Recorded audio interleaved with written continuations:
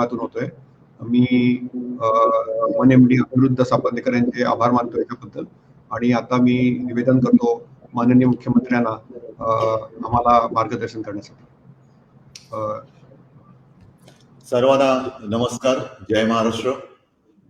आपले task force मधले तज्ञ डॉक्टर्स आपल्या सोबत आहेत. डॉक्टर ओक साहेब आहेत, डॉक्टर जोशी साहेब आहेत, पंडित साहेब आहेत, लहान साहेब, आणि आता नव्याने आपल्या सोबत आलेले डॉक्टर आशिष भूमकर आहेत. तसं पाहिलं तर मी नव्याने आपल्या सोबत आलेले म्हणताना केवळ एकटं आशिष भूमकर साहेबांचंच नाव घेणं योग्य आणि तुमच्या सर्वांशी बोलताना थोडस एकतर्फी होईल.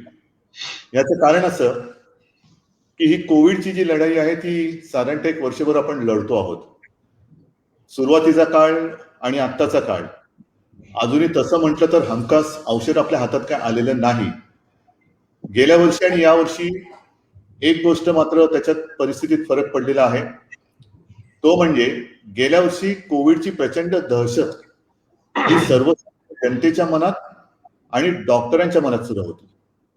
आणि जो उल्लेख मी मगाशी केला की एकतर्फी का होईल, कारण गेल्या वर्षी मला कल्पना आहे की खास करून आपण सगळेजण जे राज्यभर या बैठकीत सहभागी झालेला आहात त्यांचं तर मी स्वागत आणि तुम्हाला सगळ्यांना मी धन्यवाद तर देतोच आहे. परंतु आपण सर्वजण या लढाईत आता प्रत्यक्ष उतरलेला आहात. म्हणूनच आपल्या सैन्याचा आज मी विस्तार करतोय. कोविडची लढाई ही फार मोठी, भयानक आणि साहजिकच आहे. जीवघेणा हा शब्द वेगळा वापरण्याची आवश्यकता नाही. या लढाईमध्ये लढण्यासाठी आणि जिंकण्यासाठी आज मी आपल्या राज्याचा मुख्यमंत्री म्हणा किंबहुना आपल्या राज्याचा मी कुटुंब प्रमुख म्हणा आपल्या सर्वांना साथ घालतो आहे, विनंती करतो आहे की सोबत या आणि ह्या विषाणूचा नायनाट करण्यासाठी लढाईला सज्ज व्हा. मी आज मुद्दामून ही बैठक आयोजित करायला का सांगितली होती, कारण जे मी म्हटलं की गेल्या वर्षी तर नाही म्हटलं तरी अंधार होताच आणि त्यावेळेला ह्या सर्व तज्ञ डॉक्टरांची आपल्याला खूप मदत झाली. काही नव्हतं, अंधार होता आणि तो अंधार भेदत भेदत भेदत भेदत आपण आज इथपर्यंत आलेलो आहोत. आज नक्कीच आपल्याकडे उपचार पद्धती नेमकी कशी असायला पाहिजे, कोणती लक्षणं असल्यानंतर काय औषधे दिली गेली पाहिजेत, कोणती औषधे द्यावीत, कोणती देऊ नये, किती प्रमाणात द्यावीत, किती कोणाला काय सहव्याधी असेल तर काय द्यावं, काय देऊ नये, याच्यावरती आपण एक मार्गदर्शक तत्व नक्कीच या सर्व तज्ञ डॉक्टरांच्या मदतीने बनवलेली आहेत. मला आज सगळ्यांना एकच सांगायचे की प्रत्येक वेळेला, म्हणजे माझ्यापासून सुरुवात करतो मी, असंच प्रत्येक महाराष्ट्रातीलच नव्हे तर जगातील प्रत्येक घरामध्ये कुटुंबाचा एक डॉक्टर असतो. म्हणजे ह्या सर्व तज्ञ डॉक्टरांचा मी उल्लेख केल्यानंतर समजा ओक साहेबांकडे कोणी गेलं, जोशी साहेबांकडे कोण गेलं, पंडित साहेबांकडे गेलं, भूमकर साहेबांकडे गेलं आणि त्यांनी काही उपचार पद्धती सांगितली तरी आपण काय म्हणतो की हे तज्ञ डॉक्टरांनी सांगितलंय पण मी माझ्या डॉक्टरला विचारतो. अमुक काही गोष्ट सांगितले पण मी माझ्या डॉक्टरला विचारतो. आणि आपण सगळेजण आपला जो एक डॉक्टर असतो, ज्याला आपण माझा डॉक्टर म्हणतो, ज्याच्यावरती आपला विश्वास असतो, ज्याला फॅमिली डॉक्टर किंवा कुटुंबाचा डॉक्टर म्हणतो, त्याचा सल्ला घेऊन मग ह्या तज्ञांची औषधं आपण घेत असतो. जरा तज्ञ डॉक्टरांना मी हात जोडून माफी मागतो की कदाचित मी बोलतोय ते आपल्याला पटेल न पटेल, पण ही वस्तुस्थिती आहे. किंबहुना या तज्ञ डॉक्टरांना सुद्धा मला सांगायचं की आपण तज्ञ होईपर्यंत आपल्याही कुटुंबाचा एक फॅमिली डॉक्टर होता. तर फॅमिली डॉक्टर म्हणजे एक फॅमिली मेंबर असतो, त्याला आपल्या कुटुंबातील सर्व कुटुंबियांची नाही म्हटलं तरी तब्येतीची माहिती असते, इत्तमभूत माहिती असते, कोणाला काय व्याधी आहे, कोणाला काय सहव्याधी आहे. आणि मग तुमचा उपयोग मला किंबहुना तुमचा एक सगळ्या सेवेचा राज्यासाठी मला उपयोग पाहिजे. आपण 2 प्रश्नांमध्ये थोडेसे निदान माझ्या मनात एक संभ्रम असतो. कोविडची सुरुवात होते आज सुद्धा आणि गेल्या वर्षी सुद्धा साधारणतः चित्र एकच होतं की जेवढे काही रुग्ण आपल्याला दर दिवशी सापडत आहेत त्याच्यामध्ये किमान 70-75% हे असिम्प्टोमॅटिक असतात. म्हणजे ज्यांना कदाचित कोविड झाला आहे हे टेस्ट घेतली नाही तर कळणार सुद्धा नाही, पण टेस्ट घेतली पॉझिटिव्ह आला, बापरे आता काय करायचं, आता हॉस्पिटलमध्ये गेलं पाहिजे. काही आवश्यकता नसते. ज्यांना कोणती तशी लक्षणे दिसत नसतात त्यांना हॉस्पिटलायझेशनची आवश्यकता नसते. मग आपण काय म्हणतो की ज्यांना आवश्यकता नाही त्यांनी घरी राहावं, विलगीकरण करणं, कक्षात राहावं, घरच्या घरी राहिले, अलगीकरण म्हणजे इतर कुटुंबापासून थोडे वेगळे राहिले तर ते काही औषधं किंवा कदाचित काही औषधांशिवाय सुद्धा ते बरे होऊ शकतात. हा एक फार मोठा दिलासादायक भाग आहे. मग दुसरा भाग जो आहे, जो संभ्रमित करणारा आहे, तो म्हणजे असा की मग काही दिवसांनी लक्षात येतं की मृत्यूदर वाढला. का मृत्यू होतोय, मृत्यूदर का वाढतोय? मग माहिती घेतल्यानंतर लक्षात येतं तिथले डॉक्टर्स आणि जे सगळे मंडळी असतात ते सांगतात की काय करणार, आमच्याकडे पेशंटच उशिरा येते. म्हणजे बघा ना, म्हणजे येतात आणि काही तासामध्ये किंवा 1-2 दिवसामध्ये त्याला मृत्यू गाठतो. का होतं असं? तर घरच्या घरी या गोष्टी अंगावर काढल्या जातात. मग नेमकी ही जी एक मधली लाईन आहे, ती लाईन ज्याला लक्ष्मण रेषा म्हणा किंवा काही म्हणा, ही लाईन ओळखायची कशी आणि कोणी, हे काम तुम्ही करायचं. म्हणजे ज्यांना घरच्या घरी ट्रीटमेंटचं होम मॅनेजमेंट हे तुम्ही जेवढा चांगल्या पद्धतीने आणि प्रभावीपणाने करू शकता तेवढी प्रभावी पद्धत मला नाही वाटत दुनियेच्या पाठीवरती दुसरी कोणती असू शकेल. मला आपल्याकडनं ही अपेक्षा आहे की जे रुग्ण त्यांना आपण किंबहुना जे नागरिक तुम्हाला आपल्या कुटुंबाचा डॉक्टर म्हणून, आपल्या कुटुंबातील एक व्यक्ती म्हणून तुमच्यावरती विश्वास ठेवतात, माझा डॉक्टर, त्या माझ्या डॉक्टरांनी हे आता शिवधनुष्य उचलायला पाहिजे. ज्याला आपण घरच्या घरी ट्रीटमेंट दिली जाते किंवा देण्याची गरज असते, घरच्या घरी ट्रीटमेंट देऊन ते बरे होऊ शकतात, त्यांच्या ट्रीटमेंटवरती लक्ष देणं, त्यांना योग्य औषधोपचार करणं, अनावश्यक आणि अनाठायी औषधं न देणं, त्यांना कोविड हो न हो, परंतु मला असं वाटतं एक महत्वाचा मुद्दा जो आहे की त्यांची कोमॉर्बिडिटी म्हणजे सहव्याधी, याचं कारण पुढचे सगळे डॉक्टर्स आपल्याला सांगतीलच की कोविड झाल्यानंतर, मला परवाच आपले डॉक्टर भुंकर साहेबांनी सांगितलं की काही वेळेला कोविड झाल्यानंतर रुग्णाचं शरीर हे साखरेचं पोतं होतं. तर ते साखरेचं पोतं होऊ नये आणि ज्यांना दुर्दैवाने डायबिटीस पहिल्यापासून आहे त्यांची साखरेची जी काय पातळी आहे ती मर्यादित ठेवणं, त्याच्यानंतर ज्यांना काही कार्डियक प्रॉब्लेम असतील, काहींना किडनीचे प्रॉब्लेम असतील, काही जण ओबेसिटीचे हे असतील, अशांना कोविड हो न हो, मला असं वाटतं तुम्ही जर का त्यांना सांगितलं की हे जरा नियंत्रणात ठेवायला पाहिजे तर आपल्याला पुढचं जे पाऊल आहे संकटाचं ते वेळेत रोखता येईल. आणि म्हणून मला असं वाटतं की घरच्या घरी ट्रीटमेंट देण्याची जी काही गरज आहे ती जबाबदारी आपण घ्यायला पाहिजे. त्याचबरोबर मी आपल्याला एक आणखीन विनंती करतो आहे की जर का शक्य असेल तर आपण आपल्या परिसरातील जी काही चक्रीवादळ आहे, साधारणतः गोवा आणि सिंधुदुर्गापर्यंत आता त्याचा परिणाम ते दाखवायला लागलेला आहे. सुदैवाने अनुमान असं आहे की प्रत्यक्ष ते आपल्या जमिनीवरती म्हणजे त्याला आपण म्हणतो ना लँड होणे, तसं न होता ते काही अंतरावरून निघून जाईल. पण हे काही अंतरावरून जरी निघून जाणार असलं तरी आपल्या किनारपट्टीवरती नाही म्हटलं तरी थोड्याफार प्रमाणामध्ये धुमाकूळ हे घालणार आहे. प्रश्न काय येतो की हे आता मे ची 14, 15, 16 तारीख असताना चक्रीवादळ येते, त्याच्यानंतर तर जून पासून साधारणतः अंदाज असा आहे की 1 जून पासून म्हणजे जूनच्या पहिल्या आठवड्यापासून पावसाळा आपल्याकडे सुरू होईल आणि मग खरी आपली परीक्षा ही अधिक कठीण होणार आहे. कारण पावसाळा म्हटल्यानंतर पावसाळ्यातले साथीची रोग, त्याचं वेगळीकरण आणि कोविड हे फार मोठं कोडं आपल्या समोर येणार आहे. म्हणजे आता कोणी शिंकला, म्हणजे आता काही कोविडची लक्षणे काही होत आहेत, उगाच कोणीतरी हात असा केला, अरे कोविड तर नाही ना, असं केलं कोविड, असं काय वाटेल ते होते. तर त्यावेळेला टेस्टिंग आपण करतो आहोत. म्हणजे आपल्याला सर्वांना कल्पना आहे की कोविडची जेव्हा सुरुवात झाली तेव्हा कोविडच्या टेस्ट करू शकतील अशा 2च लॅब आपल्या राज्यामध्ये होत्या, त्या आता आपण 500च्या वरती केलेल्या आहेत. आता तर त्याची रोजची संख्या किती झालेली आहे म्हणजे टेस्टिंगची, ती तर मी आता मोजणं सोडून दिलेलं आहे. जिथे जिथे शक्य असेल तिथे करण्याच्या मी परवानगी देतोय. RT-PCR टेस्ट ह्याला उशीर थोडासा लागतो आहे कारण त्याच्यावरती फार मोठा ताण येतो आहे.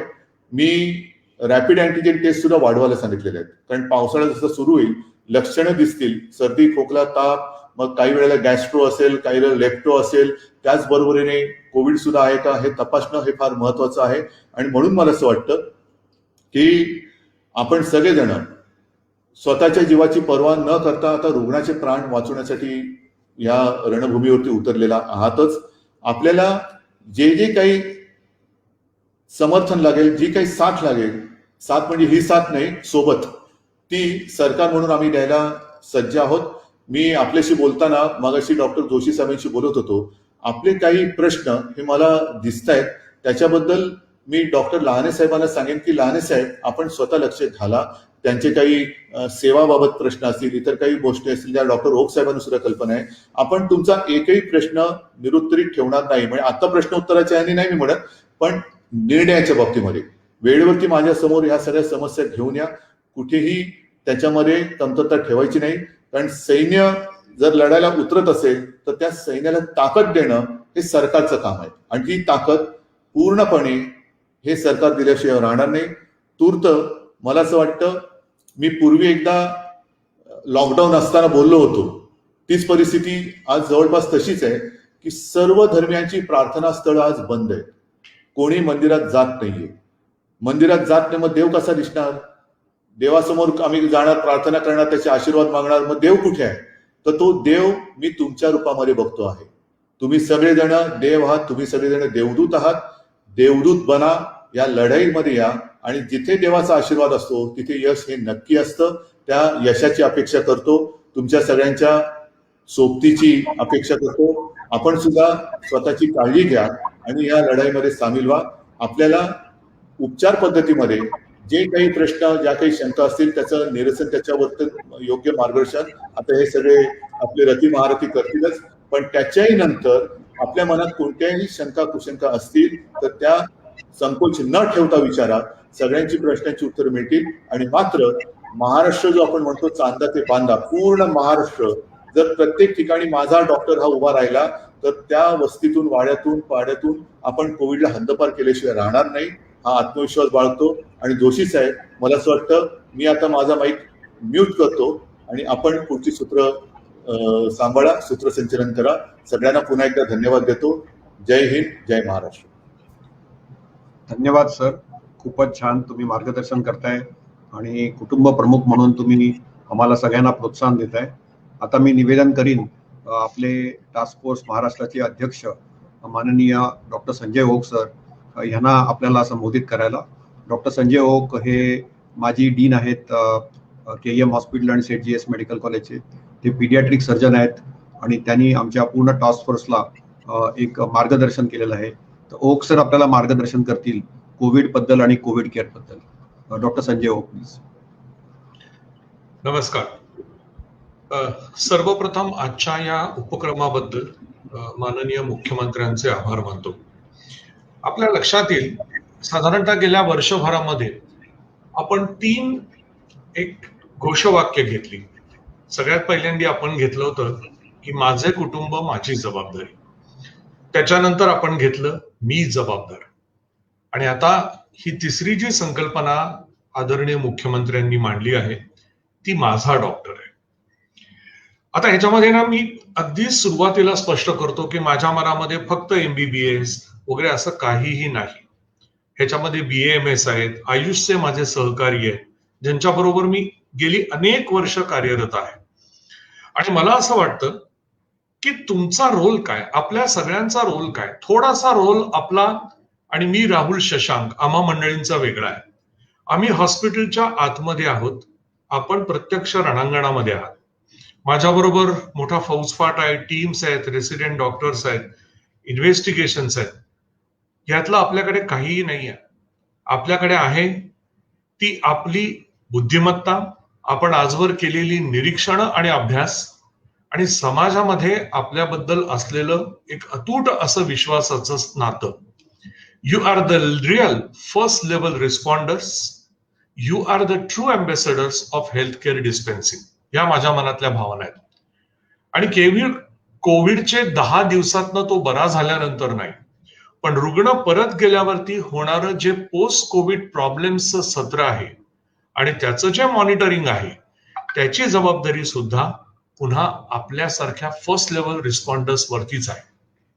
मगाशी उद्धवजींनी अगदी नेमक्या गोष्टीला स्पर्श केला आणि हा माझा रोजचा अनुभव आहे की मी एखादी पूर्ण ट्रीटमेंट प्रोटोकॉल किंवा काय सर्जरी करणार हे सगळं जरी सांगितलं, लिहून दिलं, तरी पेशंट परत आपल्या फॅमिली डॉक्टरकडे, आपल्या डॉक्टरकडे, माझ्या डॉक्टरकडे जातो आणि त्याच्याकडनं खातरजमा करून घेतो. सुरुवातीला मला ह्याचा त्रास व्हायचा, आज मला ह्याचा विश्वास वाटतो. आणि ह्याच विश्वासाच्या नात्यातनं मी आता तुमच्याशी पुढची काही मिनिटं संवाद साधणार आहे. आय थिंक जेव्हा कोणतीही इन्व्हेस्टिगेशन RT-PCR RAT तुमच्या हातात नाही, तेव्हा जे सिम्पटम्स आहेत, जे क्लिनिकल मेडिसिन आहे ना, त्याच्याकडे लक्षपूर्वक बघा. ह्या पेशंटला धाप लागलीये का? याला बोलताना हा थांबत थांबत बोलतोय का? ह्याच्या नाकाचा वास आणि जिभेची चव गेलीये का? ह्याच्या आवाजाच्या पोतामध्ये फरक पडलाय का? बोलताना मधनच हा असा श्वास घेतोय का? ह्या सगळ्या गोष्टी तुम्हाला सिरियस, पोटेन्शियली सिरियस आणि नॉट सिरियस हे वर्गीकरण करायला क्लिनिकली मदत करतील. संशय ही यशाची पहिली पायरी आहे.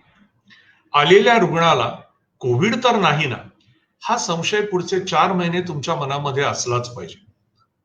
आपण ऐकलं की आपण आता मान्सूनच्या उंबरठ्यावरती उभे आहोत आणि जे आकडे आहेत त्याच्यानुसार 98% मान्सून यावर्षी देशामध्ये अपेक्षित आहे. मान्सून आला की जलजन्य आजार आले, मलेरिया आला, डेंग्यू आला, लेप्टोस्पायरोसिस आलं, यातलं काही नसलं तरी सर्दी, पडसं, खोकला आणि ताप आला. तेव्हा असे रुग्ण जेव्हा तुमच्या क्लिनिक्समध्ये यापुढे येतील, तेव्हा पहिला संशय तुमच्या मनामध्ये येऊ दे, हा कोविड तर नाही ना. ठीक आहे, 100 मधल्या 80% रुग्णांमध्ये तो साधा ताप असेल, मला आनंद आहे त्याचा. पण उरलेले जे 20 असतील ना, त्यांचा जीव वाचवण्यामध्ये आपण यशस्वी होऊ. कारण आज जेव्हा आपण मृत्यूंचं विश्लेषण करतो, तेव्हा लक्षात येतं की ह्याला ही लक्षणं गेले 5 दिवस होती, गेले 6 दिवस होती. घरातल्या इतर नातेवाईकांना जर एक लीडिंग डायरेक्ट प्रश्न विचारला तर ते म्हणतात, हो, त्याला थोडी थोडी धाप लागत होती. ही जी थोडी थोडी लागणारी धाप आहे, ही लवकरात लवकर रुग्ण आपल्याकडे आलेलं असताना आपल्या क्लिनिकमध्ये आपल्या निदर्शनाला येणं, हीच यशाची पहिली पायरी आहे. आणि तुम्हाला माहितीये की CT, MR, पेट CT काय वाटेल ते असू दे, there is no substitute to good bedside clinical medicine. तेव्हा त्याच्यावरती आपल्याला भर द्यायचा आहे. एक छोटंसं यंत्र SpO2 मॉनिटर हा आपल्या खूप मोठ्या मदतीला येणार आहे. फक्त 3 आकडे लक्षात ठेवा. प्रत्येकाचं SpO2 98, 100 असेल अशी अपेक्षाच करू नका. 94च्या वर आहे का 94च्या खाली आहे, आणि 90च्या वर आहे का 90 पेक्षाही खाली 88, 87 वरती आहे. ह्यानी तुम्हाला वर्गीकरण करणं सहज शक्य होईल. माझा सहकारी राहुल पंडित गेले वर्षभर आम्हाला 6 मिनिट वॉक टेस्ट बद्दल बोलतोय. रुग्ण छान असतो, आपल्याशी चांगला गप्पा मारत असतो, त्याची लागणारी धाप ही त्याच्या काहीशा अभिनयाखाली झाकली गेलेली असते. पण अशा रुग्णाला जर तुम्ही 6 मिनिट जस्ट चालायला सांगितलं तर त्याला ही धाप स्पष्टपणे लागते. त्याचं SpO2 रिडिंग 3% जास्त लेवलनी खाली गेलेलं असतं. मी तुम्हाला माझा स्वतःचा अनुभव सांगतो. मला गेल्या वर्षी जून मध्ये कोविड झाला आणि मी राहुलकडे ऍडमिट होतो. ICUतनं लवकरात लवकर बाहेर काढ, रूम मधनं लवकर घरी पाठव, ह्याचा आग्रह मी राहुलकडे धरला होता. आणि एक दिवशी त्यांनी मला सांगितलं की सर चला 6 मिनिट वॉक टेस्ट करा. मित्रांनो, मी 3 मिनिटापेक्षा जास्त चालू शकलो नाही. आणि राहुल म्हणला, सर आता कळलं मी तुम्हाला का ठेवलंय ते. ही वस्तुस्थिती आहे, ही माझी स्वतःचा अनुभव मी आज तुम्हाला वर्णन करून सांगितला. इतका या 6 मिनिट वॉक टेस्टचा महत्वाचा भाग आहे. RT-PCR ला पर्याय नाहीये, तेव्हा कृपा करून आपण RT-PCR नको ह्याचा आग्रह रुग्ण सुद्धा तुमच्याकडे धरतील. त्याचं कारण वेगळं आहे, त्यांना त्यांची दप्तर दरबारी नोंद व्हायला नकोय, पण ते योग्य नाही. तेव्हा RT-PCR करायला हवा. CT स्कॅनला लिमिटेड व्हॅल्यू आहे. आज CT स्कॅनमुळे इतका त्रास झालाय, खरं सांगायचं तर, की ते जे गाजलेलं मराठी गाणं आहे ते मला या ठिकाणी उद्धृत करावं असं वाटतं की जरा चुकीचे जरा बरोबर बोलू काही, चला दोस्त हो CT स्कॅन वर बोलू काही. हे जे CTचे स्कोर येत आहेत, या CTच्या स्कोरनी फार गोंधळ घातलेला आहे. ग्राउंड ग्लास ओपॅसिटीज, GGOचं डिस्ट्रीब्युशन या CT स्कोर्स कडे येतं. मी तुम्हाला सांगतो, पुन्हा माझा स्वतःचा अनुभव सांगतो. मी बरा होऊन कामाला लागलो हॉस्पिटलमध्ये, पण माझ्या CT स्कॅन मध्ये पांढरे ढग होते. 4 महिन्याचा काळ लागला CT स्कॅन क्लिअर होण्यासाठी. तेव्हा CT स्कॅनची किंमत आहे, पण CT स्कॅन डायग्नोस्टिक नाही.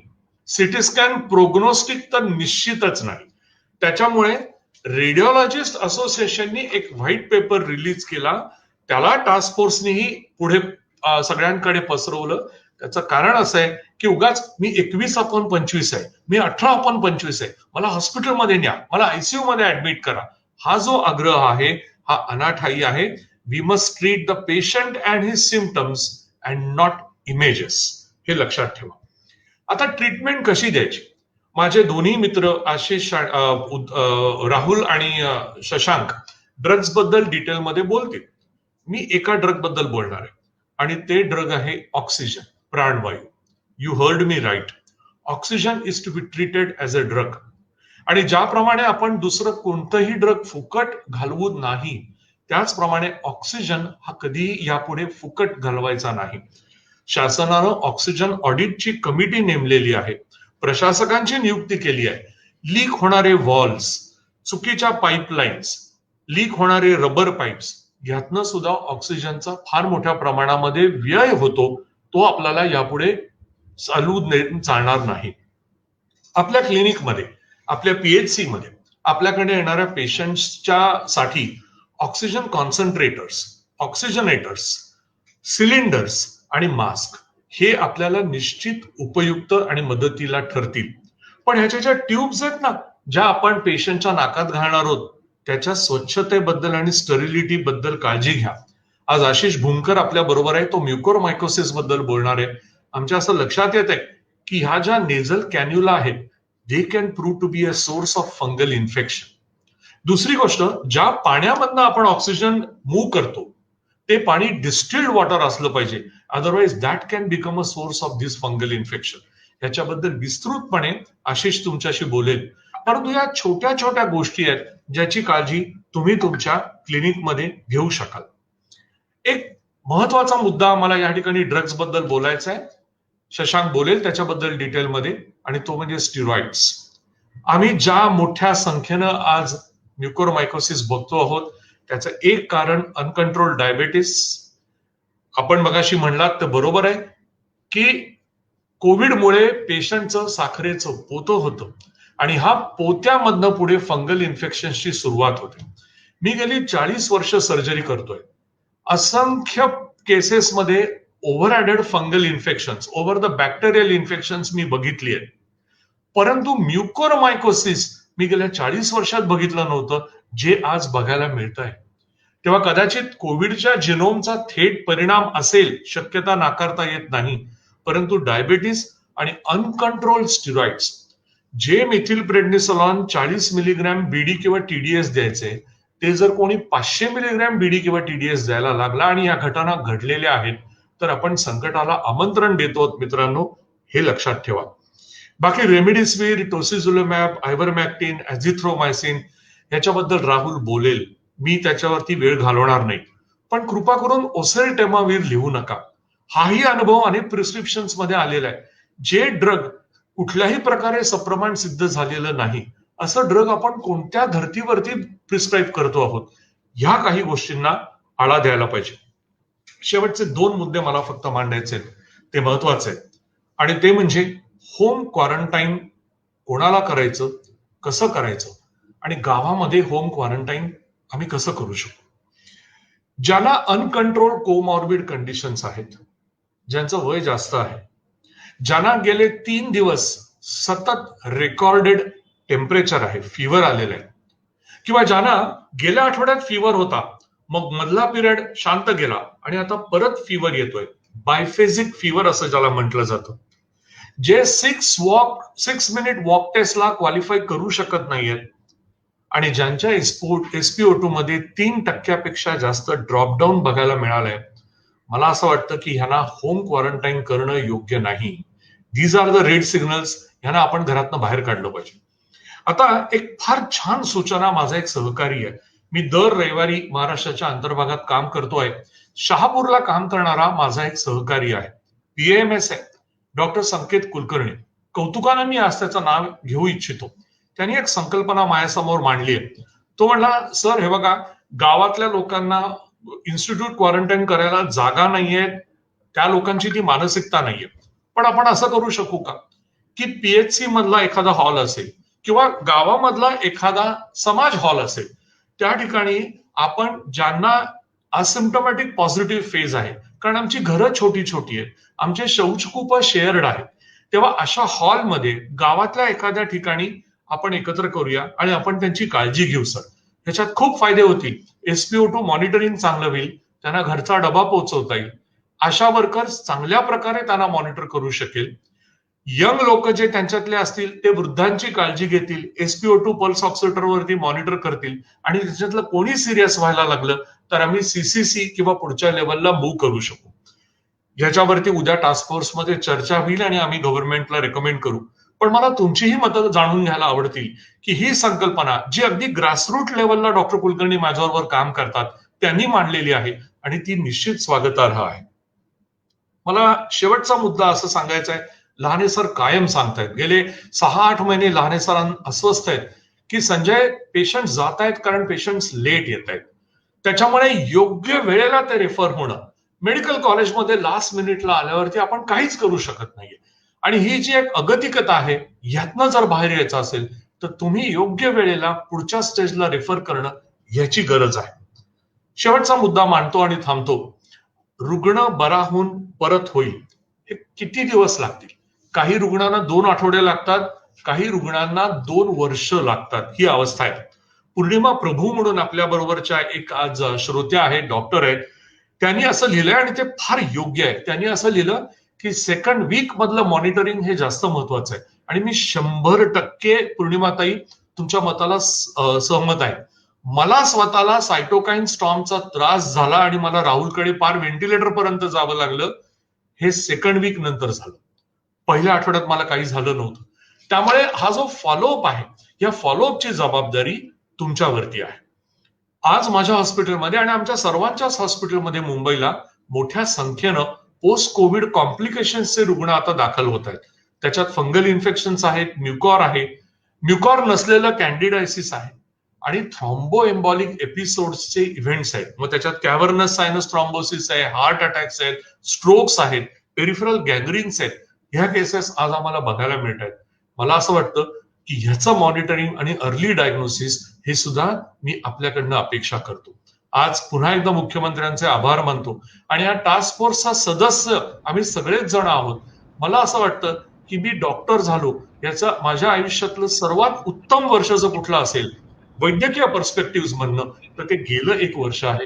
हीच माझी त्यामागची भावना आहे. धन्यवाद. धन्यवाद सर. ओक सरांनी आपल्याला खूप छान मार्गदर्शन केलेलं आहे आणि आपण 2 गोष्टी बघतो आहोत की आपल्याला ही जी कोविडचा जो पूर्ण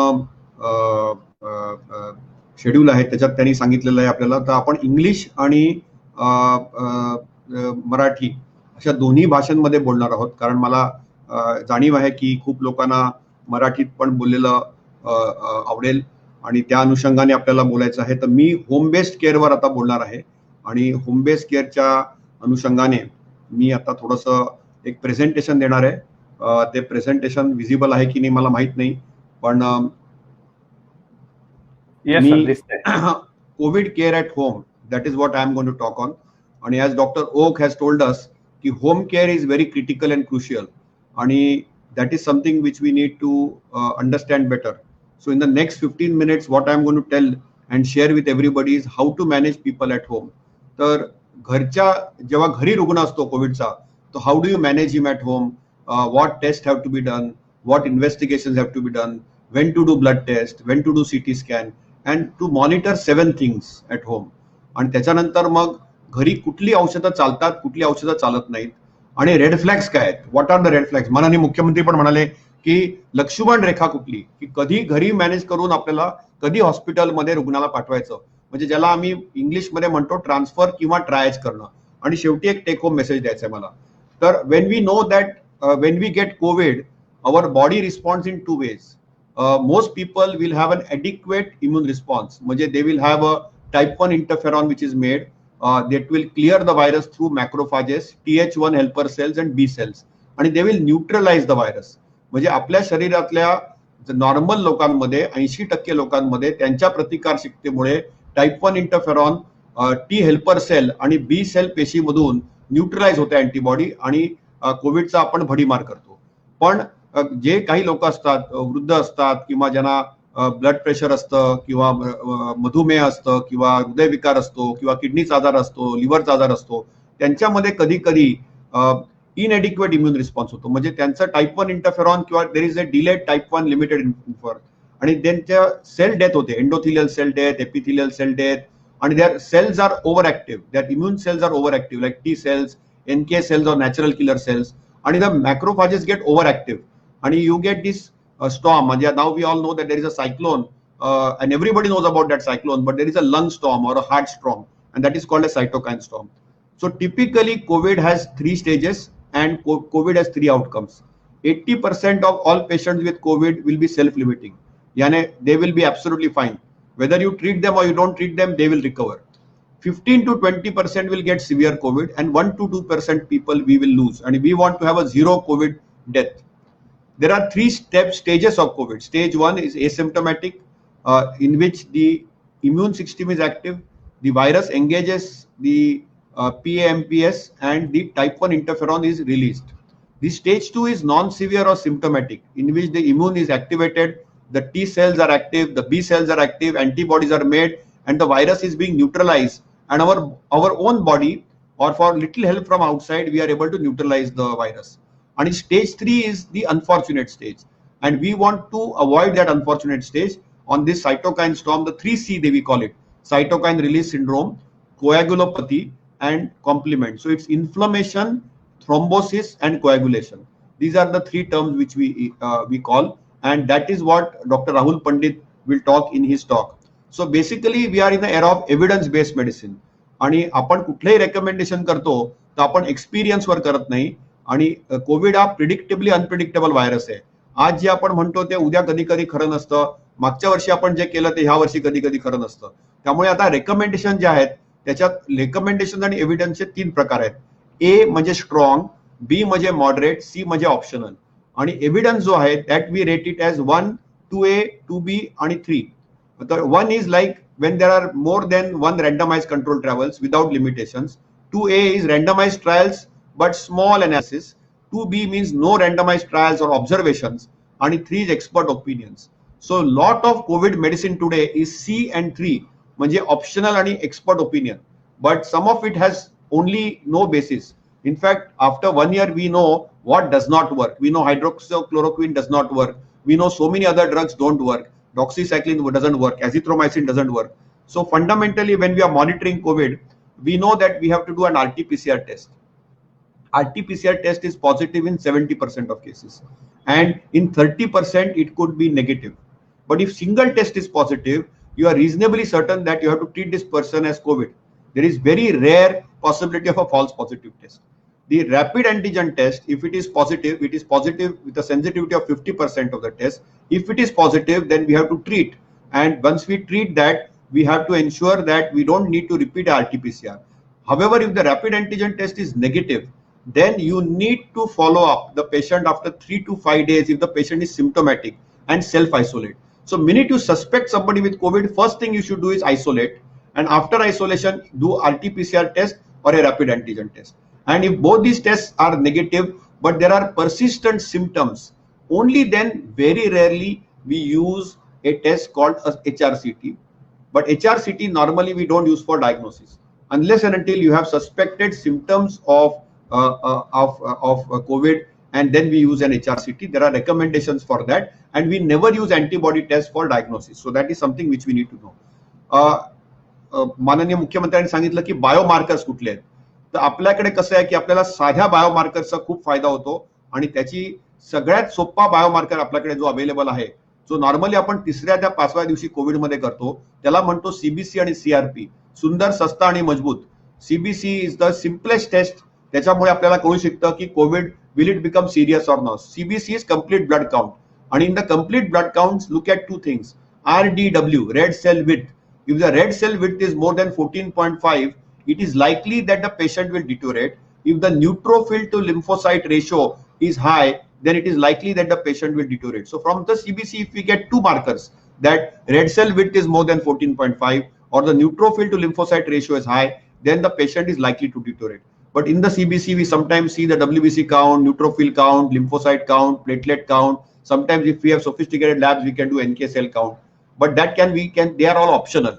But the main test is CBC and look at RDW and neutrophil to lymphocyte ratio.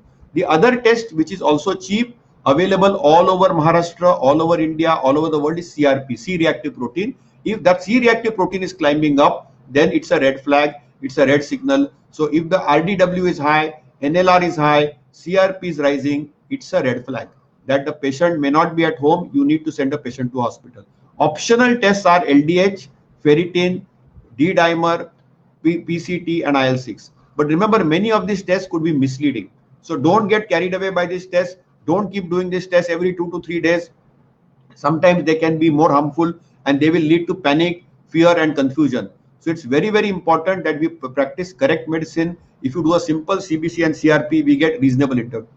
The main thing we need to do is we need to assess, transfer or triage, and manage the patient. So assessing the patient is very, very important. And in assessing, we need to do the vital 7 parameters.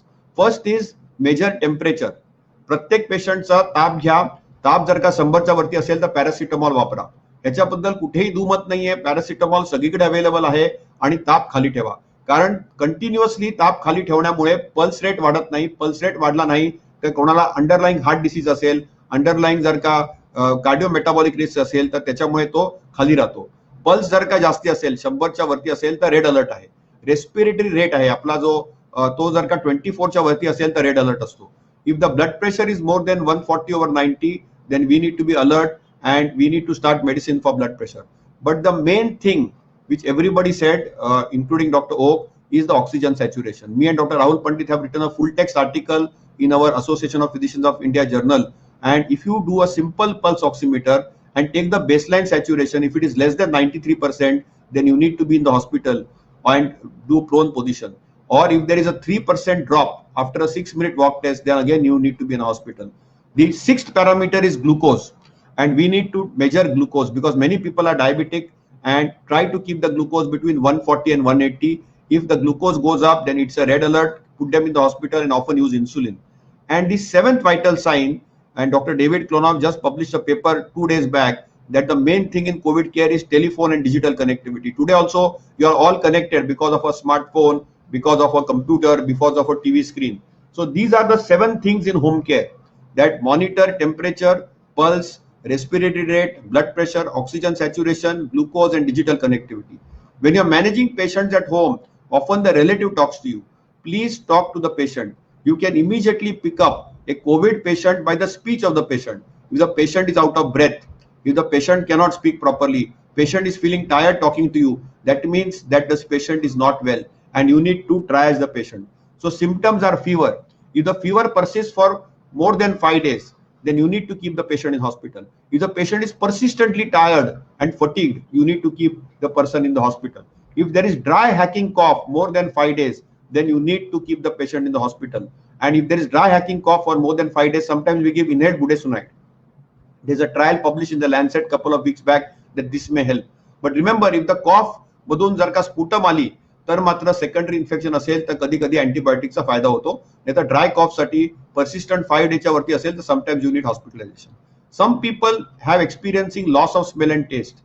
If there is lack of smell and taste, we know it is COVID. You don't even need RTPCR. कित्येक वेळा RTPCR negative येते, rapid antigen test negative येतो, पण वास जातो आणि चव जाते. चव आणि वास गेली तर 2 गोष्टी अतिशय क्लिअर आहेत की तुम्हाला कोविड 100% आहे आणि हा कोविड युजली रिकवर होतो. सगळे रिकवर होतो असं नाही, पण usually. Aches and pains are non specific. Nasal congestion, runny nose, sore throat are also symptoms आणि very rarely you can get diarrhoea. आता कम्युनिटी ट्रान्समिशन आहे त्याच्यामुळे आपल्याला कुठून आले ते बघायची गरज नाहीये. आणि बघा, डॉक्टर असाल तुम्ही, सगळे फ्रंटलाईन वर्कर आहात, हेल्थकेअर वर्कर आहात, तर तुम्हाला सगळ्यात जास्ती रिस्क असते कोविडची. आपल्या सगळ्यांना रिस्क आहे. आणि we have to detect only 1 Lakshman rekha. COVID time table is 14 to 21 days and that is happy hypoxia. Happy hypoxia हे रेकॉग्नाइज करणं फार महत्वाचं आहे. कधी कधी Covid first time comes with A stroke, with A fit or a seizure, with diabetic ketoacidosis or even with a heart attack. That also we should recognize. In COVID times, every patient is presumed to be positive unless proven otherwise. So we do a simple score called News Score. ह्याचा app available आहे. All of y'all can download the app and this is called as National Early Warning Score. त्या app मध्ये काय आहे? Respiratory rate आहे, saturation आहे, systolic blood pressure आहे, pulse आहे, कॉन्शियस लेवल आहे आणि टेम्परेचर आहे. त्या साध्या गोष्टी जर का आपण मेजर केल्या तर आपल्याला रिस्क ट्रायज करता येईल. आणि सगळ्यात महत्वाची जी टेस्ट आहे ती 6 मिनिट वॉक टेस्ट आहे ऑक्सिजन सॅच्युरेशन साठी. तर ट्रायज करणे फार महत्वाचं आहे. तर which patient will be in red signal, which patient will be yellow, which patient will be green, which patient will go how. So if the patient is unstable, then you might need to put him in hospital, some in the ward, and some people might need other non-COVID care also if they are in the green. So we have to have a simple signaling system at home. आणि तुम्ही front line वर्कवर आहात तर तुम्हाला हे recognise करणं फार महत्वाचं आहे की आपला पेशंटला काही लाल बत्ती आहे का, येलो बत्ती आहे का, ग्रीन बत्ती आहे का, आणि त्याप्रमाणे त्यांना ट्रायज करणं फार महत्वाचं आहे. आणि ह्या ट्रायजिंग मध्ये पहिली गोष्ट म्हणजे सॅच्युरेशन. सॅच्युरेशन 94% खाली असेल रूम एअरवर तर ऑक्सिजन लागणार आहे तुम्हाला, तर पेशंटला शिफ्ट करावं लागणार आहे. आणि त्याच्यामध्ये जर का तुम्हाला सर्टन्टी नसेल डायग्नोसिसची तर PCR करा, HRCT करा, जीन एक्सपर्ट करा, अँटीजन करा किंवा फोकस करा. आणि रेड फ्लॅग्स मध्ये न्यूज स्कोर बघा 5च्या वरती आहे की नाही, एक कुठलाही न्यूज पॅरामीटर मोर दॅन 3 आहे का, सडनली ब्रेथलेस झालाय का किंवा पॉझिटिव्ह वॉक टेस्ट आहे का, या साध्या गोष्टींवरून आपण पटकन ट्रायज करू शकतो. आणि मग पटकन आपण ट्रान्सफर किंवा ट्रान्सपोर्ट करू शकतो, अँब्युलन्सला बोलू शकतो. कारण अर्ली अप्रोप्रिएट हॉस्पिटलायझेशनमुळे, जसे डॉक्टर लहाने सर आणि डॉक्टर ओक सर नेहमी म्हणतात आम्हाला की लवकर जर का तुम्ही त्यांना पिकअप केलं तर पटकन आपण त्यांचे जीव वाचवू शकतो. अंगावर काढू नका. कित्येक लोकांना काय वाटतं आपण घरच्या घरी कोविड मॅनेज करू शकतो आणि त्याच्यात चूक होऊ शकते. त्याच्यामुळे माइल्ड, मॉडरेट, सिव्हिअरचे क्रायटेरिया आहेत. मी याच्या डिटेलमध्ये जाणार नाही कारण moderate and severe doctor Rahul Pandit will discuss. But don't get misled की सिटी स्कॅन मध्ये काही पॉझिटिव्ह आलेलं आहे. तर सिटी स्कॅन जोपर्यंत 50% वरती जात नाही तोपर्यंत घाबरायचं कारण नसतं. तर how do you manage? Out patient management मध्ये the main care is supportive care, supportive care and supportive care. Isolate the patient. If the patient has symptoms then we need to triage the patient. If the patient is breathless, then you need to, and if there is a worsening of respiratory status, then you need to check the vitals, physical exam and transfer the patient. So acute COVID timetable is 14 to 21 days. Post COVID timetable is 3 months. Right drug, right approach, right time. Don't use antimicrobials or antiparasitic agents without evidence base. Insist to speak to the patient on the phone. Patient ची फोनवर बोला, पेशंटला virtually video कॉलवर बोला. तुम्हाला 2 मिनिटात, तुम्ही सगळे डॉक्टर आहात, तुमच्याकडे खूप एक्सपिरियन्स आहे, तुम्ही 2 मिनिटात पकडू शकता की हा पेशंट टॉक्सिक आहे की टॉक्सिक नाही आहे आणि लगेच त्याला मग तातडीने शिफ्ट करा. आता हू शुड बी मॅनेज्ड आणि what is the red signal? All patients who are breathless, who saturation is less than 94 in room air at sea level, and if symptoms are like chest pain, tightness, dizziness, confusion or mental status is not up to the mark, immediately transfer that patient. And must have, if there are older people with medical conditions, if there are older patients with medical conditions, they are likely to progress, shift them to a hospital care. So what is the treatment? Is there a treatment? Well, most of the treatments have failed. Okay, last week the government of India and the Drug Control General has approved in the first 3 days a cocktail, Lytic cocktail, which one of the ex-presidents of US had taken. That is an injection. It is called as the monoclonal antibody for mild to moderate COVID. It's only useful in the first 3 days, and that is basically a combination of caricimab with idavimab or belavimab with itolizumab. These are all tongue-twisting medicines. These are emergency use authorizations. They will be very expensive, 50,000 to 1 lakh rupees, and they may not be able to be going up to the mark. But this may be available. But most of the times we don't give hydroxychloroquine, chloroquine, azithromycin. Do not use steroids at home. Do not use steroids at home unless the patient is deteriorating and to transfer the patient. Do not use antibacterial or antimicrobial therapy unless there is secondary infection. So there is no role for azithromycin or doxycycline unless there is secondary infection.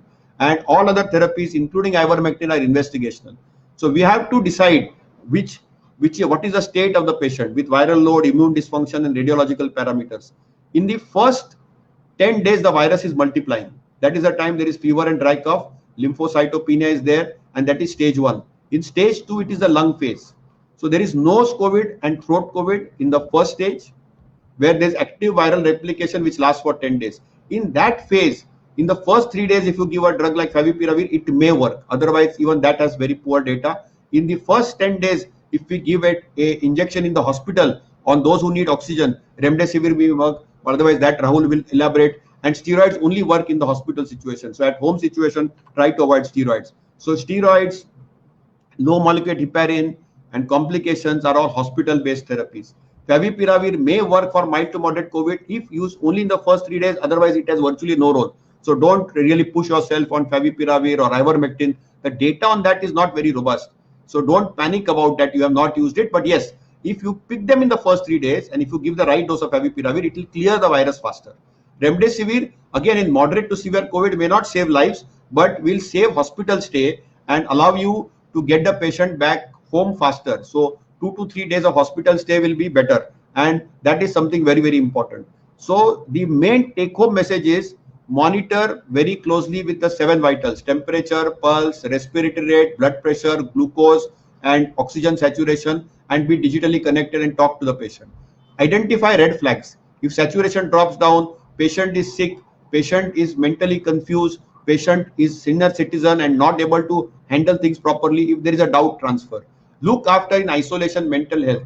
It is very, very important that virus in the mind is as important as virus in the body. If the patient gets depressed and negative, it's important. And home precaution for family. Remember, when the patient is positive at home, everybody at home should wear a mask, and preferably a double mask. Wear a surgical 3-ply mask with a cloth mask on top of that, or an N95 mask. Then the single mask is okay. And remember, whenever in non-COVID care also, if a person like a maid is going to come home, then it is better to wear a mask when the person is home. The post-COVID complications, there is a tsunami. The 3-month period or 100-day period, there is lung fibrosis. People might get breathless. There are cardiac issues. So if you have a cardiometabolic risk, you should be on aspirin and statin. If there is diabetes, you need to give insulin, and you need to control diabetes very tightly. Lot of people get fatigued and they get mentally tired and exhausted. They feel negative and depressed. See a psychiatrist or a counselor if required. Have a mind coach. And we often have a post-COVID care OPD. The biggest problem is we use steroids. And because of steroids, you get diabetes. Because what happens when the steroids are used? The insulin is made too much. There is a lot of fat which is dissolved. A lot of glucose is poured out by the liver, and muscles also pour out the glucose. So basically, there is a glucose diarrhea from the liver, from the muscle, from the fat tissue, and the pancreas make too much of insulin. And that is why after steroids, you get diabetes. And that's something very common. So we are getting a tsunami now of steroid-related diabetes. And therefore, all patients with steroids, we tell them to buy a sugar testing machine at home or a AGP machine at home. They need to monitor their glucose daily. And we need to ensure that if the sugar is above 180, it's a red flag. And we try to keep the glucose well controlled. In the hospital, we try to keep the sugar between 110 and 140 or 140 to 180. And remember, we don't need tight control. If somebody is having a life-threatening illness, or somebody is with dementia, senior citizen, risk for following, or is not eating properly. So how do you treat people with steroids and diabetes? Well, if there is short-acting steroids, we need to give insulin. If there are long-acting steroids, we need to give a mixture of insulin. And if somebody has never taken treatment, sometimes we can give tablets also. So remember, if the sugar is persistently about 200, please start them on insulin in COVID times, and start them on a simple thing. Never overuse the steroid dose in the hospital more than 40 milligram twice a day of methylprednisolone or 6 milligram of dexamethasone. And the standard dose of insulin is 0.3 IU per kg per day. If you need any insulin protocol, just email me. I'll be happy to send it. My last 2 slides, which I'm going to talk, is there is a word called variants of concern, or these mutants. Everybody's scared. What are these mutants? Will the treatment work on the mutants? So there is no role for plasma therapy. There is absolutely no role for plasma therapy. So that's something which we need to recognize. This single mutant, double mutant, triple mutant, what is that? So the mutant predominantly seen in Maharashtra is B1.6.1.7, and there are 3 of them, 1, 2, and 3. All we know is they transmit fast, they recover fast, and their virulence is low. So virulence is unknown, but they go in clusters. खूप लोकांमध्ये एका घरी पूर्वी 10 लोक असते आणि पहिल्या wave मध्ये फक्त 2 किंवा 3 लोकांना संसर्ग होत होता, तर आता 10च्या 10 लोकांना संसर्ग होतो. तर म्युटंटला घाबरू नका. म्युटंट म्हणजे व्हायरस वेगवेगळे कपडे घालतोय, फक्त तो स्प्रेड फास्ट होतोय, पण तो रिकव्हरी तितकाच फास्ट होतोय आणि केस फॅटॅलिटी रेट लो आहे. आणि ह्या म्युटंट वरती नेक्स्ट क्वेश्चन असतं वॅक्सिन. कुठलं वॅक्सिन घ्यावं, दुसरा डोस कधी घ्यावा, अँटीबॉडी टेस्टचा काही रोल आहे का? तर पहिली गोष्ट म्हणजे आपल्याकडे आता 3 वॅक्सिन आहेत, कोवॅक्सिन, कोविशिल्ड आणि स्पुटनिक. कोविशिल्ड आणि Sputnik are the adenovirus vaccines. In the Covishield vaccine, we know that there is a chimpanzee-based adenovector, and the Sputnik vaccine has 2 different vaccines, and Covaxin is a killed vaccine. Whichever vaccine is available nearby, take the first dose. Second dose for Covaxin should be after 1 month. If it is not available, you can stretch it up to 1.5 months. Second dose for Covishield is after 3 months. Try to not stretch it beyond 3 months. And the second dose for Sputnik is after 1 month. Don't stretch it beyond 1.5 months. So simple formula is 1.5 and 3 months. And don't try to stretch it beyond that. That is what the data says. Suppose by mistake it gets stretched out and your dose is delayed, don't panic. Still you will be protected, because the later you give, the better is the immune response. So don't panic about it at all. What about antibodies? Do not do antibodies. Most of the antibody tests which we do in the commercial space are triple antibodies, IgM, IgA, IgG. That test is of no good. Even after the vaccine, often the value may be 0. Some people do IgG. It used to be done before plasma donation. Now we don't do plasma donation anymore. We know plasma has no use. All the trials have shown it is absolutely of no use, and it is not there in any protocols now. All protocols are removing plasma out. So IgG antibodies also have no meaning. If you really want to study in research, we do something called as virus neutralization test or neutralizing antibody that is not freely available. So after a vaccine, don't chase antibodies, don't chase those spike protein antibodies. You will see many people get COVID even after 1 dose or 2 doses. Usually it is mild, and even after 2 doses, you might have immune escape. So a lot of people call me up and say, we took 2 doses of vaccine, we still got COVID. That's a very rare event. But even if it occurs, don't panic and don't go by that antibody level. It can be misleading. Antibodies currently a research tool. It is not routinely recommended. Main thing is lifestyle. Lifestyle. कारण तुम्हाला जर का Covid मधून बाहेर पडायचं असेल तर वेळेवर खा, कमी खा, हळू खा आणि योग्य ते खा. त्यानंतर थोडासा योग करा, प्राणायाम करा, ब्रीदिंग एक्सरसाइज करा, सूर्यनमस्कार करा आणि वेळेवर झोपा. ऍटलीस्ट 7 तास झोपा आणि हसत खेळत राहा. आणि 1-2 तास डिजिटल डिटॉक्स करा. मी माझ्या सगळ्या पेशंटना आणि सगळ्या डॉक्टर मंडळींना हात जोडून विनंती करतो की रोज 2 तास फोन बंद करा, डिजिटल डिटॉक्स करा, स्मार्ट स्क्रीन किंवा टीव्ही बघू नका आणि ऍटलीस्ट 7 तास झोपा. एवढ्याच गोष्टी सांगतो मी. आणि 3 गोष्टी आहेत की जर का घरी असाल तर सेफ राहा आणि साफ राहा. म्हणजे step back, stay home, slow the spread and stay clean. That's all I think I want to say. And we need to be responsible. I congratulate our honorable Chief Minister for making us responsible and imposing faith on doctors and being led by science. We know that it's a predictably unpredictable virus, but we need to save lives.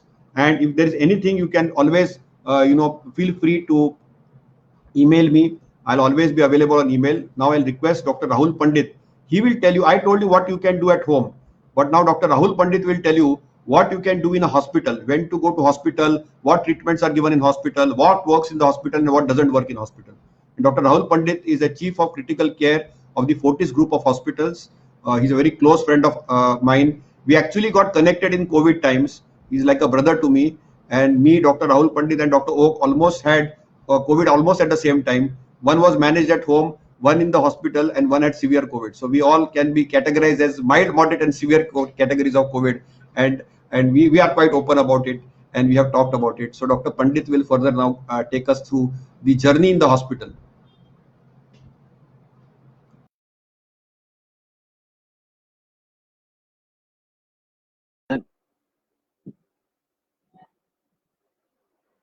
माननीय मुख्यमंत्री sir नमस्कार, okay sir नमस्कार, Joshi sir नमस्कार. माझ्या पण काही slides आहेत ज्या की मी प्रेझेंट करतो. आणि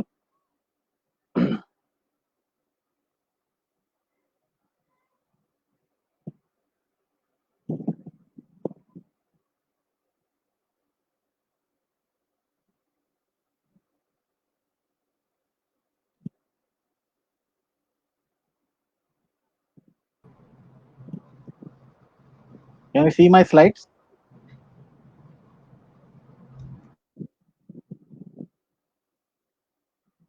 Yes, sir. Go ahead. So, Oak sir slide दिसतायत का? Rahul, this step. Go ahead. Thank you. Okay. So Joshi सरांनी आता आणि ओक सरांनी आता आपल्याला जनरल ओक सरांनी सांगितलं की आपल्याला कोविडमध्ये कसं बिहेवियर करायचं आहे, आणि जोशी सरांनी आपल्याला आउट पेशंट मध्ये आपल्याला काय बघायचं आहे, किंवा हॉस्पिटलला रेफर करायचं आहे, ग्लुकोजच्या बद्दल माहिती दिली. मी थोडाफार आढावा जो आहे तो मॉडरेट आणि सिव्हिअर केसेसचा घेणार आहे. आपल्या सर्वांना माहिती आहे, हे सगळं काही आत्ताच आपण बोलून झालंय की एसिम्प्टोमॅटिक किंवा माइल्ड, मॉडरेट आणि सिव्हिअर अशा 3 प्रकारच्या केसेस आपल्याला मिळत आहेत. पहिल्या प्रकारच्या केसेस जे आहेत ते आपण होम आयसोलेशन किंवा कोविड केअर सेंटर्स जिकडे आहेत त्यांना आपण तिकडे मॅनेज करतो. मॉडरेट केसेसला मात्र आपल्याला हॉस्पिटलला रेफर करावं लागतं. काही मॉडरेट केसेसला आपल्याला हाय डिपेंडन्सी युनिटमध्ये पण ऍडमिट करावं लागतं. पण मात्र सिव्हिअर केसेस जे आहेत त्यांना आयसीयूची केअर लागते. आणि ह्याकरता सगळ्यात मुख्य जो आपल्या सर्व ज्या कम्युनिटीमध्ये काम करणारे आपले जे डॉक्टर्स आहेत त्यांच्यावर सगळ्यात मोठा जो भार आम्ही सर्वजणांनी ह्याबद्दल बोललेला आहे तो आहे 3 to 6 minute walk test. 6 minute walk test ही काय आत्ता बनवलेली वॉक टेस्ट नाहीये. ही बरेच वर्षांपासून कार्डिओलॉजिस्ट, पल्मोनॉलॉजिस्ट हे वापरतायत. आपण काय करतो, 6 मिनिटं चाललो की आपल्या जर गतीने आपण 6 मिनिटं चाललो तर आपण हार्टला आणि लंग्सला थोडंफार चॅलेंज करतो की रेस्ट सिच्युएशन मधून आपण थोडंफार त्यांना एक्सरसाइज देतो. आणि त्यावेळेस जर आपल्या शरीरामध्ये कोविडच्या पेशंटमध्ये जर ऑक्सिजनची कमी निर्माण झाली तर आपण तो जो पेशंट आहे तो ऍक्च्युअली रेस्टमध्ये डिटोरेट करताना, म्हणजे ड्रॉपिंग सॅच्युरेशन ऍट रेस्टच्या साधारण 1 दिवस आधी आपण त्या पेशंटला जो आहे आयडेंटिफाय करू शकू. आणि अशा पेशंटला आपण एकदा आयडेंटिफाय केलं आणि वेळच्या वेळ हॉस्पिटलला रेफर केलं तर त्या पेशंटला जो स्टिरॉइड्स आहे त्या स्टिरॉइडचा उपयोग करता येईल, किंवा त्या पेशंटला ऑक्सिजन चालू करता येईल पहिलेपासून, आणि आपल्याला तो पेशंटला डिटोरेट होण्यापासून वाचवता येईल. टेस्ट साधी आहे, आपल्याला आपल्या घराच्या आतमध्येच करायची आहे. ज्या खोलीत आपण क्वारंटीन आहोत त्या खोलीमध्ये आपल्या नॉर्मल पेसमध्ये एका नॉर्मल गतीने आपल्याला 6 मिनिटं चालायचंय. चालण्यापूर्वीच ऑक्सिजन सॅच्युरेशन मेजर करायचंय आणि चालल्यानंतरच ऑक्सिजन सॅच्युरेशन मेजर करायचंय. तर 3% पेक्षा जास्ती ड्रॉप असेल किंवा ॲट एनी टाइम 93% पेक्षा कमी जर झालं असेल तर आपल्याला लगेच हॉस्पिटलला जायचंय आणि आपल्या डॉक्टरशी बोलायचंय. हॉस्पिटलला आल्यावर आम्ही जो केस बघतो, तो स्कोर बघतो, तो न्यूज स्कोर आहे. जोशी सरांनी आज न्यूज स्कोर बद्दल बोललेलं आहे. त्या न्यूज स्कोर मध्ये आम्ही त्या पेशंटला स्ट्रॅटिफाय करतो की हा पेशंट वॉर्डमध्ये मॅनेज करू शकू का एचडीयू किंवा आयसीयू मध्ये मॅनेज करावं लागेल. आणि राहुल, सर तुमच्या स्लाइड्स फुल स्क्रीन सॉरी, तुमच्या स्लाइड्स विजिबल नाहीत, फुल स्क्रीन करता का? फुल स्क्रीनच आहे एकदा परत क्लिक करा. आता. नाही, तुमच्या स्लाइड्स विजिबल नाही आहेत सर. एकदा प्लीज नाही. रीशेअर करता का? बरं, हा, आता आल्यात स्लाइड्स. आता फुल स्क्रीन पण ह्या इथे आता दिसत नाहीये. या फुल स्क्रीन मोड मध्ये नाहीये सर, पॉवर पॉइंटच्या ह्याच्यात दिसतंय. आता दिसतंय. Not eight sir. आपण ठीक आहे ह्याच्यातच करूया. स्क्रीन याच्यामध्ये लेफ्ट फक्त क्लोज करा, लेफ्ट मधलं हो. जे रिकव्हरी हो, क्लोज करतो मी त्याला, काय हरकत नाही. Thank you sir. I don't know काय झालं, काय हरकत नाही. तर न्यूज स्कोर आपण बघतो. न्यूज स्कोर जो बघितला आपण आता, जोशी सरांनी न्यूज स्कोर बद्दल बोलले. न्यूज स्कोर जो आहे तो आम्हाला रिस्क स्ट्रॅटिफाय करायला आयडेंटिफाय करतो की कुठल्या पेशंटला मी कुठे मॉनिटर करावं आणि कुठे त्याला हॉस्पिटलमध्ये भरती ठेवावं. माइल्ड केसेसच्या बाबतीत मी बोलणार नाही, त्यामुळे तो कॉलम रिकामा ठेवलेला आहे मी. परंतु मॉडरेट केसेस जे आहेत ते आपण आयडेंटिफाय कशा करतो, एक तर न्यूज स्कोरनी करतो, किंवा घरी जर पेशंट डिटोरेट झाला आणि त्याची जर रेस्पिरेटरी रेट जर 24 पेक्षा जास्ती असेल, किंवा त्याला जर श्वास घ्यायला त्रास होत असेल, आपल्याशी फोनवर बोलताना तुम्हाला वाटत असेल की वाक्य बोलता बोलता त्याला श्वास घ्यायला थांबावं लागतंय, किंवा त्यांनी जर तुम्हाला रिपोर्ट केलं की आमचं सॅच्युरेशन 90 पेक्षा कमी व्हायला लागले आता, तर तो पेशंट जो मॉडरेटली सिक आहे. अशा पेशंटला आम्ही हॉस्पिटलमध्ये घेऊन ऑक्सिजन तर डेफिनेटली द्यावं लागतं. अवेक प्रोन आपण त्याला करतो. काही ज्या ब्लड इन्व्हेस्टिगेशन्स आहेत त्याच्यामध्ये प्रामुख्याने आम्ही सीबीसी, सीआरपी, ईसीजी आणि इलेक्ट्रोलाइट्स तर नक्कीच करतो पहिल्या दिवशी आल्यावर. आणि साधारण 5व्या-6व्या दिवसानंतर आम्ही liver function test, CRP, LDH, D dimer आणि फेरेटिन या टेस्ट एकदा करतो, आणि मग सीआरपी जो आहे तो रेग्युलरली मॉनिटर करत राहतो. क्वचित जर पेशंट हायपॉक्सिक झाला तर IL-6 करावी, आणि ती हॉस्पिटलमधल्या पेशंटला केलेली जास्ती चांगली. आपण कम्युनिटीमध्ये जर IL-6 केली तर त्याचं एवढी काही स्पेसिफिसिटी आपल्याला कळणार नाहीये. ती टेस्ट जी आहे ती हॉस्पिटल बेस्ड टेस्ट केलेली बरी, परंतु सीआरपी जी टेस्ट आहे ती आपण कम्युनिटीमध्ये करू शकतो. मुख्य जो ट्रीटमेंट आहे आपल्याला, तो ट्रीटमेंट आज देखील ऑक्सिजन आहे. जर आपल्या कोविडमध्ये आपण जर बघितलं की कुठल्या प्रूव्हन थेरपीज आहेत, त्या प्रूव्हन थेरपीमध्ये सगळ्यात मुख्याने जी थेरपी आतापर्यंत बघून आलेली आहे ती म्हणजे ऑक्सिजन, प्राणवायू. परंतु प्राणवायूला सुद्धा आपल्याला जे आहे ते वापरायचं व्यवस्थित आहे. माझ्याकडे काही स्लाइड्स आहेत ज्याच्यामध्ये मी ऑक्सिजन कसं वापरायचं याच्याबद्दल पण बोलणार आहे. दुसरा जो ड्रग आहे किंवा औषध आहे तो आहे स्टिरॉइड. स्टिरॉइड मध्ये आपल्याकडे डेक्सामेथाझोन किंवा मिथाइलप्रेडनिसोलोन हॉस्पिटल बेस आपण हे 2 औषध वापरतो. तिसरं जे आहे ते औषध नव्हे पण एक पोश्चर आहे. ते पोश्चर म्हणजे प्रोन झोपणं, पालथं झोपणं. प्रोन झोपल्यावर आपली जी ऑक्सिजनची जी सॅच्युरेशन आहे ते हळू 1 ते 2% नी वाढते. त्यामुळे जेव्हा आपण घरी असतो आणि 6 मिनिट वॉक टेस्ट करतो आणि आपल्याला जर आपलं जाणवलं की आपलं ऑक्सिजन सॅच्युरेशन 3% पेक्षा जास्ती कमी झालंय किंवा 93 पेक्षा जास्ती कमी झालंय, तर कृपया आपल्या पोटावर झोपावं, प्रोन झोपावं आणि प्रोन झोपल्यावर आपलं जे ऑक्सिजन सॅच्युरेशन आहे ते थोडंफार इम्प्रूव्ह होईल 1 ते 2%. अजिबात घाबरू नका. त्या प्रोन पोझिशनमध्ये आपल्या घरच्या कुठल्या तरी व्यक्तीला सांगा की डॉक्टरला फोन करतील किंवा हॉस्पिटलचा जो बेड आहे तो अरेंज करायला सुरुवात करतील. सिव्हिअर केसेसमध्ये अर्थात आम्हाला पेशंटला व्हेंटिलेशनच्या बद्दल विचार करावा लागतो. परंतु व्हेंटिलेशन देताना किंवा त्याच्या आधी सुद्धा आम्ही ऑक्सिजन जेव्हा देतो, तेव्हा मॉनिटर्ड एन्व्हायरमेंटमध्ये जेव्हा हॉस्पिटलमध्ये आहेत पेशंट त्यावेळेसची ही गोष्ट चालू आहे. घराकरता हे नियम लागू नाही होत. आजकाल आम्ही सॅच्युरेशन जे आहे ते 92 टू 94% च्या मध्ये ठेवतो आणि त्याच्यापेक्षा जर कमी पेशंट व्हायला लागला, सॅच्युरेशन व्हायला लागला आणि ऑक्सिजन देऊन सुद्धा त्याचं सॅच्युरेशन वर होत नसेल, तर अशा पेशंटला आम्ही कधी-कधी नॉन इन्व्हेसिव्ह व्हेंटिलेटर किंवा HFNCचा वापर करतो. सध्या HFNCचा वापर जो आहे आपण कमी करत आहोत. कारण देशामध्येच नव्हे, राज्यामध्येच नव्हे तर पूर्ण देशामध्ये सध्या ऑक्सिजनची फार नितांत गरज आहे आणि हे जे HFNC मशीन्स आहेत त्या फार प्रमाणात ऑक्सिजन वापरतात.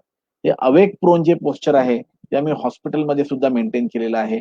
कायम आमचे पेशंट जे आहेत ते आम्ही अवेक प्रोन पोझिशनमध्ये मेंटेन करतो आणि त्यामुळे पेशंटच्या ऑक्सिजन सॅच्युरेशनला, सिक्रेशन क्लिअरन्सला फार मदत होते आणि आम्हाला असं दिसून आलंय की हे पेशंट जे प्रोन झोपतात, अवेक असून सुद्धा साधारण त्यांनी जर 12 ते 14 तास, 16 तास जर प्रोन झोपू शक्य, टप्प्याटप्प्याने एकत्र सलग झोपणं अशक्य आहे. पण टप्प्याटप्प्याने जर 12 ते 16 तास जर झोपू शकले प्रोन, त्या पेशंटला फार मदत होते हॉस्पिटलमध्ये देखील. काही आमच्याकडे नियम आहेत जे की आम्हाला पहिलेपासून माहिती आहेत की 2012 साली ARDS पेशंटला आम्ही बर्लिनच्या डेफिनेशनच्या खाली आम्ही त्यांना क्लासिफाय केलं होतं.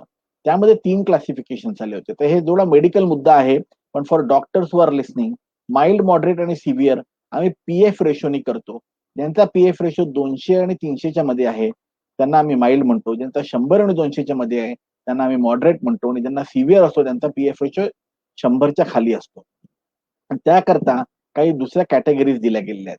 त्या कॅटेगरीज प्रमाणे आपल्याला एकदा कळून आलं की हा पेशंट माइल्ड आहे, मॉडरेट आहे का सिव्हिअर कॅटेगरी ऑफ ARDS आहे. त्याप्रमाणे आपल्याला त्याची पुढची जी ट्रीटमेंटची पावलं आहेत ती व्यवस्थित घेता येतात. आणि कुठली पावलं आहेत आपली? सगळ्यात मुख्य पाऊल जे आपलं आहे की आपल्याला हायपॉक्सिया जो आहे, ऑक्सिजनेशन जे आहे ते आपल्याला करेक्ट करायचं आहे. आपल्याला जनरली दिसून येतं की ऑक्सिजन आपलं पटापटा पडतं, पण ऑक्सिजन जर आपण व्यवस्थित मॉनिटर केलं ICU मध्ये किंवा वॉर्डमध्ये, साधारण 90% ऑक्सिजन जे आपल्याला टिश्यूज करताय ते पुरेसं आहे. आपल्याला फार जास्ती अटेम्प्ट करायची गरज नाही की 97-98% ऑक्सिजन आणावं हॉस्पिटल सेटिंग्समध्ये. ते वॉर्ड लेव्हल सेटिंग्समध्ये किंवा हॉस्पिटल सेटिंग्समध्ये हे करू शकतो. हा गरीब करणारा प्रयोग नाही. हा हॉस्पिटलमध्ये करणारे जे आहेत त्या सगळ्या ट्रीटमेंट कॅटेगरीत आहेत. त्याला आम्ही परमिसिव्ह हायपॉक्सिया असं म्हणतो आणि याची गरज ही आहे की आपल्याकडे डाटा आहे की फार जास्ती जर तुम्ही एखाद्या क्रिटिकल इल पेशंटला ऑक्सिजन द्यायला लागलात, तर एखाद्या वेळेस त्याचा फायदा होण्याच्या ऐवजी तोटा होऊ शकतो, नुकसान होऊ शकतं. त्याच्याबरोबर आम्ही काही अजून दुसऱ्या गोष्टी करतो such as PEEP and we look at ratios of ventilating these patients as well की how can we ventilate this patient properly.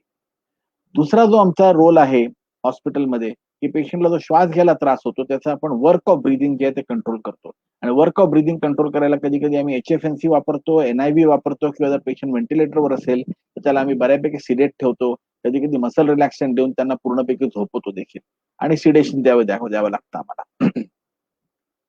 आता मी पुढच्या मुद्द्याकडे येतो की आपल्याला सगळ्यांना वाटतं की CT स्कॅन खराब आहे. या 2 फोटोजकडे बघा आपण. हा फोटो वरचा A आहे आणि खालचा जो आहे तो B आहे. Aचा जर स्कोर बघायला आपण तर Aचा स्कोर एवढा काही फार येणार नाही. तो 12 ते 15च्या मध्ये स्कोर येईल. परंतु B स्कॅनचा जर स्कोर बघाल तर तो ऑलमोस्ट 25/25 स्कोर आहे. पण जेव्हा आम्ही त्यांचा PF रेशो केला, तेव्हा तुम्ही बघू शकता की दोघांचा पण PF रेशो जो आहे तो 95 पेक्षा 100 पेक्षा कमी आहे. एकाचा 95 आहे आणि दुसऱ्याचा 84 आहे. ही स्लाइड सांगण्याचा मुद्दा हा आहे या स्लाइडवरून की नुसता CT स्कॅन बघून तुम्ही घाबरून जाऊ नका. हा आम्हाला इंटरप्रिट करू द्या CT स्कॅन. कारण जसं ह्याच्यामध्ये स्कोर कमी दिसतोय, तसं स्कोर कधी-कधी जास्ती देखील असतो. आणि तो स्कोर जरी काम जास्ती असला तरी त्याचा पीएफ रेशो जो आहे तो नॉर्मलच्या वर असतो, 200च्या जवळपास असतो आणि आपल्याला झापडून द्यायची गरज नाहीये. डॉक्टर्सला इंटरप्रिट करू द्या, की सीटी स्कॅनला आपण कसं इंटरप्रिट करायचं. सगळ्यात मुख्य जो आम्ही हॉस्पिटलमध्ये ट्रीटमेंट योजना करतो, ती म्हणजे प्रोन पेशंट. प्रोनला मी तुम्हाला व्हेंटिलेटरवर जरी लावलं प्रोन पेशंटला, तरीही त्यांना फार फायदा होतो आणि आम्ही आजकाल सगळ्या पेशंट्सला व्हेंटिलेटरवरून घातल्यानंतर त्यांना प्रोन पोझिशनमध्ये ठेवतो. I am not going to go into the details की कसं व्हेंटिलेट करायचं, पण फार इम्पॉर्टंट पायरी ही आहे, की डॉक्टरांना कळावं आणि घरच्या जे लोकं आहेत त्यांना सुद्धा कळावं, कारण हे वेबिनार सगळे लोकं ऐकतायत, की मेकॅनिकल व्हेंटिलेशनची ज्यावेळेस गरज आहे, त्याला प्लीज डिले करू नका. तुम्ही जर त्यांना नुसतं NIV वर किंवा HFNC वर ठेवलं खूप लांब आणि खूप दिवस, तर आपल्याला त्याचा काही बेनिफिट होणार नाही. एकदा आपण व्हेंटिलेटरवर लावलं किंवा व्हेंटिलेटरवर लावण्याच्या अगोदर प्रोन करा. आपले जे गेल्या 10 वर्षापासून ARDSचे जे बेसिक रूल्स आहेत, ते फॉलो करा. ते जर तुम्ही बेसिक रूल्स व्यवस्थित फॉलो केलेत, वेळच्या वेळी जर फॉलो केलेत, तर तुम्हाला यश याच्यामध्ये व्हेंटिलेटरच्या मध्ये सिव्हिअर पेशंट्समध्ये पण चांगला सक्सेस येईल आणि तुमचे पेशंट जे आहेत ते चांगल्यापैकी बरे होऊन जातील. Nothing cares and nothing doubles up for a good care. And that is what this fast hug BID talks about. Any patient who is in the hospital, who is in the ICU, आमचा जो ICUचा एक निमॉनिक आहे fast हग BID. तुम्हाला त्याच्या feeding कडे, analgesia कडे, sedation कडे, थ्रोम्बोप्रोफिलॅक्सिस कडे, हेड पोझिशन कडे ह्याच्यामध्ये प्रोन व्हेंटिलेशन करतो. अल्सर प्रोफिलॅक्सिस, शुगर कंट्रोल ज्याच्याबद्दल डॉक्टर जोशी साहेब बोलले, ब्रीदिंग ट्रायल्स जे पेशंट व्हेंटिलेटरवर असतील त्यांना व्यवस्थित बॉवेल मुवमेंट्स होत आहेत की नाही, त्यांचे काय काय कॅथेटर्स आहेत त्याची गरज आहे की नाही, आणि त्या लोकांना सिडेशन मध्ये काही कन्फ्युजन झालंय का, ICU सायकोसिस आहे का, ॲजिटेशन आहे का, या सगळ्या गोष्टींकडे रोज आपल्याला दिवसातून 2 वेळा तरी कमीत कमी बघायला पाहिजे. तर या सगळ्या गोष्टी आपण केल्या तर पेशंटची केअर जी आहे ती फार चांगली होईल. आता कुठले औषधं आपण ICU मध्ये वापरतो. डेक्सामिथाझोन किंवा स्टिरॉइड्सच्या बद्दल रिकव्हरी ट्रायलचा फार चांगला डाटा आहे. तो डाटा मी फार काही दाखवू इच्छित नाही, पण मी तुम्हाला सांगू इच्छितो की स्टिरॉइड्सला हॉस्पिटलमध्ये कसं वापरावं. त्याचा जो रामबाण उपाय आहे तो आहे low dose steroids. Low dose steroids म्हणजे IV methyl prednisolone 1 to 1.5 milligram per kilogram per day maximum, जे की साधारण 40 मिलीग्रॅम दिवसातून 2दा, किंवा जर सायटोकाईन स्टॉर्म तुम्हाला वाटत असेल तर मॅक्सिमम दिवसातून 3दा तुम्ही देऊ शकता, which equals to dexamethasone 6 milligram दिवसातून 1दा किंवा मॅक्सिमम 2दा, which equals to hydrocortisone 50 milligram दिवसातून 4 वेळा किंवा 40 मिलीग्रॅम्स ऑफ प्रेडनिसोलोन. हायड्रोकॉर्टिसोन आणि प्रेडनिसोलोन जनरली आपण वापरत नाही. हायड्रोकॉर्टिसोन जो आहे तो सेप्टिस असेल किंवा सेप्टिक शॉक असेल त्याच्यामध्ये वापर केला जातो, आणि प्रेडनिसोलोन जो आहे जरी 30 to 40 मिलीग्रॅम इक्वलंट असेल तरी जनरली आपण हॉस्पिटलाइज पेशंटला आपण IV स्टिरॉइडचा वापर जास्ती करतो. रेमडेसिवीर बद्दल थोडंफार जोशी सर बोलले. रेमडेसिवीरचा एक मुख्य भाग म्हणजे की त्याच्यामध्ये मॉर्टॅलिटी बेनिफिट आपल्याला दिसून येत नाही अजिबात. याचा अर्थ काय की रेमडेसिवीर जर तुम्ही दिलं तर आपला जीव वाचत नाही, हे वारंवार ट्रायल्स मध्ये आपल्याला दिसून आलंय. मग का बरं रेमडेसिवीर द्यावं? रेमडेसिवीर ह्याच्याकरता द्यावं की 1 ते 3 दिवस तुमचा हॉस्पिटलचा किंवा ICUचा स्टे जो आहे तो कमी करू शकतो. Remdesivir can decrease your hospital stay और ICU stay bye 1 to 3 days. कुठल्या पेशंटला द्यावं?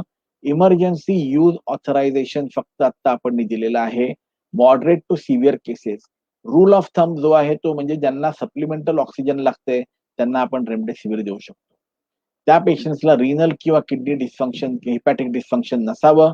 अर्थातच ऍब्सोल्यूट कॉन्ट्राइंडिकेशन नाहीये, पण जनरली प्रिफर्ड असेल की किडनी आणि लिव्हर फंक्शन जे आहेत ते नॉर्मल असावे. पहिल्या 10 दिवसापासून असावे ऑनसेट ऑफ सिम्पटम्स. 10 दिवसाच्या वर व्हायरल रेप्लिकेशन होत नाही, त्यामुळे within first 10 days of onset of symptom द्यावा. आणि रेकमेंडेड डोज आहे पहिल्या दिवशी 200 मिलीग्रॅम आणि मग पुढचे 4 दिवस 100 मिलीग्रॅम. याचा अर्थ की 5 दिवसाचा course is more than enough. 5 दिवसाच्या कोर्सपेक्षा जास्ती देऊ नये. जे पेशंट्स ऑक्सिजनवर नाही आहेत, जे पेशंट्स माइल्ड किंवा एसिम्प्टोमॅटिक आहेत किंवा ज्यांना आपण घरी केअर करत आहोत त्या पेशंट्सला रेमडेसिवीर कृपा करून देऊ नये. ह्याच्यानंतर दुसरे जे ग्रुप ऑफ औषध आहेत ते आहेत आपले मोनोक्लोनल अँटीबॉडी, ज्या की आपण सायटोकाईन स्टॉर्म मध्ये वापरण्यात. टॉसिलिझुमॅब, एटिलिझुमॅब, बॅरासेटेनिब, बिवॅक्युझुमॅब, इन्फ्लिक्सिमॅब अशा बरेचसे औषध आहेत. या सगळ्यांमध्ये कुठल्याच औषधाला फारसा काही डाटा नाहीये, एक्सेप्ट आत्ता जो टॉसिलिझुमॅबचा डाटा मागच्या आठवड्यात म्हणजे 8-12 दिवसापूर्वी रिकव्हरी ट्रायलचा एक आर्म होता ज्याच्यात की त्यांनी टॉसिलिझुमॅब बघितलं, त्याच्यामध्ये आपल्याला दिसून आलेला आहे. आणि त्याच्यात असं दिसून येत आहे की तुम्ही जर वेळेस टॉसिलिझुमॅब वापरलं तर आपला जो मॉर्टॅलिटी आहे ती आपल्याला थोडीफार कमी करता येईल. आणि मुख्यतः जर आपण वेळेत वापरलं तर पेशंटला व्हेंटिलेटर पासून वाचवता येईल. मग व्हेंटिलेटरवर जर गेलेला पेशंट असेल ऑलरेडी, त्याला टॉसिलिझुमॅब देण्यात निश्चितच काही फायदा नाहीये. मग टॉसिलिझुमॅब केव्हा द्यावं, कधी द्यावं? मी प्रत्यक्षात तर टॉसिलिझुमॅब सप्टेंबर पासून वापरलेलं नाही. याचा अर्थ हा नाही की मी टॉसिलिझुमॅब अजिबात वापरायचा विचार करणार नाही. जर हे सगळे क्रायटेरिया जर माझे मीट होत असतील, म्हणजे काय, की सगळ्यात पहिले म्हणजे की सिव्हिअर डिझीज असावा, 24 ते 48 तास from onset of severe disease किंवा आयसीयू ऍडमिशन. म्हणजे 48 तासाच्या वर जर आयसीयू ऍडमिशन झाली असेल किंवा सिव्हिअर डिझीज असेल तर कृपया करून टॉसिलिझुमॅब बघू नये. प्लस सिग्निफिकंटली रेस सीआरपी किंवा IL-6 किंवा दोन्ही असावे. प्लस स्टिरॉइड देऊन झाले असतील आणि ते स्टिरॉइडचा जो डोस मी मगाशी बोललो तो आणि तरीही इम्प्रुव्हमेंट दिसत नसेल, आणि आपल्याला जनरली एक अंडरस्टँडिंग आहे की बॅक्टेरियल, फंगल आणि टीबी इन्फेक्शन जर आपण रूल आउट केलं असेल इफेक्टिव्हली, तर एक सिंगल डोस 400 मिलीग्रॅमचा आपण टॉसिलिझुमॅबचा वापरू शकता. मी परत रिपीट करतो, सिंगल डोस टॉसिलिझुमॅबचा आपण वापरू शकता. त्याच्यापेक्षा जास्ती वापरू नका. बाकीच्या कुठल्याही औषधांना आतापर्यंत कुठलाही एव्हिडन्स नाहीये. औषधं आपण टास्क फोर्सच्या डॉक्युमेंटमध्ये मेन्शन केलेली आहेत कारण ती लोक वापरतायत म्हणून, परंतु एव्हिडन्स जो आहे तो फक्त एवढ्या करताय. कॉन्व्हॅलेसेंट प्लाझ्मा, माझ्या मते कुठलाही रोल नाहीये कॉन्व्हॅलेसेंट प्लाझ्माचा, पण कंपॅशनेट ग्राउंडवर जर युज करायचं असेल तर ऑनसेट ऑफ सिम्पटम्सच्या पहिल्या 3 दिवसात युज करावा. का मी सांगतोय, कारण माझ्याकडे तर पहिले 3 दिवस पेशंट येतच नाही. हॉस्पिटलमध्ये देखील पेशंट येत नाहीत, आयसीयू तर दूरची गोष्ट आहे. त्यामुळे एकाही पेशंटला मी आतापर्यंत प्लाझ्मा वापरलेला नाहीये पूर्ण पॅन्डेमिक मध्ये. आणि कंपॅशनेट युज करताना तुम्हाला वापरायचं असेल तर पहिल्या 3 दिवस फ्रॉम ऑनसेट ऑफ सिम्पटम मध्ये तुम्ही वापरू शकता. काही गोष्टी मी तुम्हाला ऑक्सिजन बद्दल सांगू शकतो. जर आपण ऑक्सिजनचा रॅशनल युज केला तर काल मला एक फार छान कोट मिळाला नॅशनल टास्क फोर्सच्या मध्ये मीटिंग मध्ये एक जे कलिग आहेत त्यांनी मला सांगितलं की 1 लिटर ऑक्सिजन जर आपण वाचवू शकलो, it is equal to 1 litre produced. तर काय करायला पाहिजे आपल्याला थोडा रॅशनल यूज ऑफ ऑक्सिजन करायला पाहिजे. रॅशनल यूज ऑफ ऑक्सिजन मध्ये आपण आपल्या ज्या ऑक्सिजनच्या टार्गेट्स आहेत त्या चेंज कराव्या. आपल्याला अवेक प्रोनचा वापर करावा आणि नॉन इन्व्हेसिव्ह व्हेंटिलेशन जो आहे त्याचा वापर करावा जास्ती, HFNO सोडून. HFNO जे आहेत सध्या ऑक्सिजन गझलर्स आहेत. ऑक्सिजन कॉन्सन्ट्रेटर्स, जिकडे की आता ऑक्सिजनची फार नितांत गरज आहे, काही स्टेट्स असतील, काही गाव असतील, तिकडे त्यांनी 4 ते 5 लिटर पर्यंत जर पेशंटला ऑक्सिजनची गरज असेल, ऑक्सिजनचं कॉन्सन्ट्रेटर जरी वापरलं तरी ओव्हरऑल हॉस्पिटलचं जे ऑक्सिजन रिक्वायरमेंट आहे ते कमी होऊ शकेल. घरी ज्या पेशंटला ऑक्सिजन लागते त्या पेशंटला आपण ऑक्सिजन कॉन्सन्ट्रेटर करू शकतो. एक नवीन कॉन्सेप्ट मी आज तुम्ही लोकांना बोलू इच्छितो, तो म्हणजे ऑक्सिजन स्टुअर्डशिप प्रोग्राम. जसं आपण अँटीबायोटिक स्टुअर्डशिप प्रोग्राम करतो तसं ऑक्सिजन स्टुअर्डशिप प्रोग्राम करावा. आणि त्या ऑक्सिजन स्टुअर्डशिप प्रोग्राम मध्ये आपण आपल्या हॉस्पिटलमध्ये ऑक्सिजन स्टुअर्ड्स नेमावे जे की प्रीच करतील आणि फॉलो करतील की ऑक्सिजन कसं वापरावं. म्हणजे ते जातील ऑक्सिजन मध्ये. नर्सेस जे आहेत ते हा जॉब फार छान करू शकतात. एखादा आयसीयूचा डॉक्टर आहे किंवा एखादा इमर्जन्सी मेडिसिनचा डॉक्टर आहे, एनेस्थेटिस्ट आहे, ते हा जॉब फार छान करू शकतात. त्या सगळ्या वॉर्ड्स मध्ये जाऊन ते तुम्हाला ऑक्सिजन कसं वापरायचंय ते शिकवतील. टार्गेट्स जे आहेत ते आपण कसे लो डाऊन केलेले आहेत ते शिकवतील. त्या संदर्भात टास्क फोर्सनी ज्या गाईडलाईन्स ठेवलेल्या आहेत आपल्या की 92 to 94 ठेवावं, व्हेंटिलेटेड पेशंटला साधारण 90% सॅच्युरेशन ठेवावं. या संदर्भात आपण जर एकदम प्रॅक्टिस चालू केली ऑक्सिजन स्टुअर्डशिप प्रोग्राम मध्ये आपल्याला फार फायदा होईल. दुसरा जो कॉम्पोनंट आहे ऑक्सिजन स्टुअर्डशिपचा आणि माझी लास्ट स्लाइड आहे ती म्हणजे की आपण ऑक्सिजन ऑडिट ठेवावं. आणि ऑक्सिजन ऑडिट केल्यावर ऑडिट ऑफिसर्सनी जो आहे ऑक्सिजन ऑडिट करून रिपोर्ट रोज सादर करावा आणि त्याप्रमाणे आपल्याला किती ऑक्सिजन उद्या लागणार आहे किंवा काय लागणार आहे ह्याच्याबद्दल आपल्याला कळून येईल. तर ह्या काही गोष्टी होत्या ज्या की मला सांगायच्या होत्या. Shashank sir, back to you. धन्यवाद राहुल, फार छान प्रकारे तुम्ही समजावून सांगितलं. आता आपल्या ह्या पूर्ण कोविडमध्ये सडनली एक म्युकॉर मायकोसिस म्हणून एक प्रकार आलेला आहे आणि ह्या प्रकाराने गेले 3 आठवडे महाराष्ट्रामध्ये आणि पूर्ण भारतामध्ये कोविडच्या ह्या सेकंड वेव्ह मध्ये हा म्युकॉरचं प्रमाण जरा वाढलेलं आहे. तर आपल्याबरोबर ठाण्याचे डॉक्टर आशिष भूमकर आहेत. ते जगप्रसिद्ध आहेत. ते इंटरनॅशनल कॉन्फरन्सेस करतात. कालच त्यांनी एक लाईव्ह वर्कशॉप पण केलं सगळ्या सर्जन मंडळीसाठी पूर्ण भारतासाठी. जवळजवळ 80 देशातून त्यांचे सर्जरीज बघतात लोक. तर आशिषजी आपल्याला सांगणार आहेत सोप्या शब्दात ह्या म्युकॉर बद्दल, काळी बुरशी ज्याला म्हणतो त्याच्याबद्दल, the black fungus or mucormycosis. Doctor Ashish Bhumkar is a world famous ENT surgeon from Thane and he is with us. So Dr. Ashish, if you could just share your thoughts in a very simple way, maybe in the next 8 to 10 minutes, about the black fungus or the mold of mucormycosis. Thank you Shashank. सर्वात पहिल्यांदा नमस्कार CM सरांना आणि आमचे शिंदे सरांना ठाण्याचे, आणि सगळे जे फक्त ट्राय टू गेट माझा पॉवर पॉइंट मध्ये स्विच करा, थोडी मदत कर. You can just go to. माझे कलिग जरा मदत करतायत मला ते. No issues sir. शेअर करून त्याच्यानंतर ऍप्लिकेशन विंडो मध्ये जावा. हो, शेअर स्क्रीन आलं बरोबर, आणि मग ऍप्लिकेशन विंडो मध्ये जावा. विंडो वर 3 ऑप्शन्स येतील. ऍप्लिकेशन विंडो असेल हो, आणि त्याच्यामध्ये पॉवर पॉइंटची स्लाइड दिसेल सर. दिसली. येस आलं? आली. हो, फुल फुल स्क्रीन करायला लागेल. येस, पहिल्या स्लाइड वर जाऊन करायला लागेल. हो, let's go click. Sorry, please bear with us. Okay, नमस्कार, थँक्यू. सर्वात पहिले कालचा जो लाईव्ह सर्जरी वर्कशॉप झाला हा ऍक्च्युली असा. सॉरी सर, तुम्ही एका सिंगल स्लाइड वर जाऊ शकता का? पहिला वाला ऑप्शन क्लिक करून मग फुल स्क्रीन करायला लागेल तुम्हाला. पहिलं. येस, आणि आता फुल स्क्रीन करा sir. Is this okay? Yeah, you can scroll through the slides left साइडला. Ashish, if it is tough, you can talk extempore. Yes yes. या, हे दिसतंय का स्क्रीन? You talk extempore. नाही दिसत आहे, कारण ते बरोबर दिसत नाही, ते असं मिक्स दिसतंय. ओके, सेम स्लाइड्स दिसतात. Yes, you can scroll down. मला असं वाटतं अनिरुद्ध ओके, ठीक आहे, डायरेक्टली बोलूया. I read the. या, सो सर्वात पहिले हा म्युकॉर हा जो आलेला आहे हा आजार आपल्या सर्व डॉक्टर मंडळींना ह्याच्याबद्दल सगळं काय माहिती आहे. अनलाईक कोविड याच्याबद्दल आपल्याला काय माहिती नाहीये. त्यामुळे पहिल्यांदा मी दिलासा देऊ इच्छितो की हा काय आपल्याला फार अशा डेंजरस प्रपोर्शन मध्ये जाणार नाहीये, कारण हा आजार आपल्याला कम्प्लिटली कळालाय. हा गेले 50 वर्षापेक्षा जास्त आपण याला ट्रीट करतोय. हा फक्त एक विचित्र प्रकारे उद्भवलाय आता. त्याचे कारण आपण थोडेसे समजले की आपल्याला, जसं ऑलरेडी सरांनी पण सांगितलं, सीएम सरांनी, की ते साखरेचं पोतं होतं, शशांक पण बोलला, तर शुगर कंट्रोल आपण केला एसेन्शियली, तर हा आपण वाढू देणार नाही याचा इन्सिडन्स. आणि माझ्या मते तर हा 100 दिवसाच्या आत आपण याला महाराष्ट्रात आणि पूर्ण इंडियामधनं जवळजवळ मॅनेजेबल रेंजला आणू, ते जे दिसतंय ते. तर हे सरांच्या बद्दल मी काल आमचा लाईव्ह सर्जरीच्या वेळी केलेलं होतं. In case, because he is a man of intent, content and efficient targeted delivery. हे आपले जे लीडर आहेत यांनी दर्शवून दिलंय, प्री कोविड पण आणि पोस्ट कोविड पण. आणि सरांचं, सीएम सरांचा जो शब्द हे आहे, चॉईस ऑफ वर्ड्स, आणि मुख्य म्हणजे त्यांचा टोन. मी ENT सर्जन आहे, त्यांच्या व्हॉइसच्या टोन मध्ये जे मॅजिक आहे, जो एक आपुलकीचा त्यांच्या ह्याच्यात येतो, तसं माझी आई पण त्यांना एक मोठा भाऊ समजते. आणि हे it's very important that we have a leader like दिस.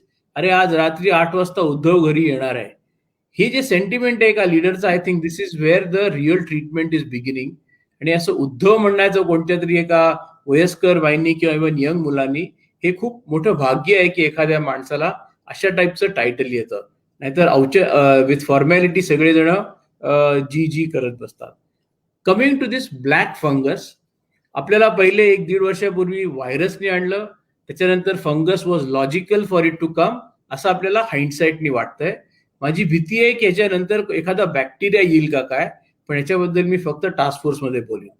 आता हा मेडिकली हा फार प्रॉब्लेम छोटा होता, आणि administrative it is a very big problem that we all know. कारण आपण ऍक्च्युली कोविड व्हायरसला ट्रीट करतच नाहीये. त्याच्यापासून येणारे जे कॉम्प्लिकेशन्स आहेत त्यांना आपण प्रिव्हेंट करतोय, अर्ली डिटेक्ट करतोय आणि कंट्रोल करून जीव वाचवतोय. बट म्युकॉर बद्दल पण एक्झॅक्टली सेम आहे. म्हणजे हा खूप छोटा मेडिकल आणि सर्जिकल प्रॉब्लेम आहे. हा काय फार मोठा नाही. आणि याचं मूळ ऍक्च्युली जातं कुठे, की आपण सर्वात पहिला जो प्रश्न विचारला हाच चुकीचा विचारला. आपण विचारलं की how can we treat Covid. याच्यामध्ये बरंच काहीतरी आपल्यावर कंपल्शन झाले. आपला प्रश्न should have been how does Covid get cured. ह्याचा नॅचरल प्रोग्रेस काय आहे ह्या आजाराचा, हा नॅचरल प्रमाणे कसा मनुष्य याच्यापासून बरा होतो, आणि याच्यामुळे आपलं सगळं ट्रीटमेंट टॅबलेट्स, पिल्स, इंजेक्शन ह्याच्या भोवती सगळं आपला गेम सगळा ट्रीटमेंटचा सुरू झाला. आणि म्युकॉर हे पार्टली का होईना, आपल्याला अजून समज यायची का बरं ते आलं, पण पार्टली का होईना ह्या बेसिसवरती झालेलं आहे. कारण ह्या सगळ्या गोळ्या आणि ह्याच्यामुळे आपलं कुठेतरी इम्युन रिस्पॉन्स बदलत चाललाय किंवा बदलल्या गेलाय काही स्पेसिफिक पेशंट्समध्ये, सगळ्यांमध्ये असं नाही.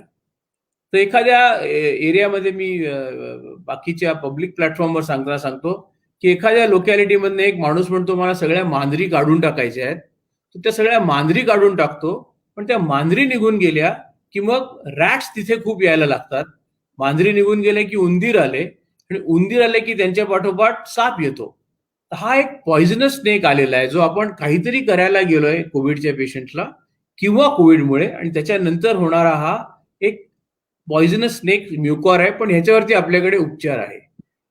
हा उपचार म्हणजे आपण हे ग्राफिकली मी दाखवतोय की कोविड झाल्यानंतर आपण उपचार करतो. आणि काही स्पेसिफिक जणांना एक मी टर्म इथे इंट्रोड्यूस करणार आहे की एक हायटन्ड हायपरग्लायसिमिया.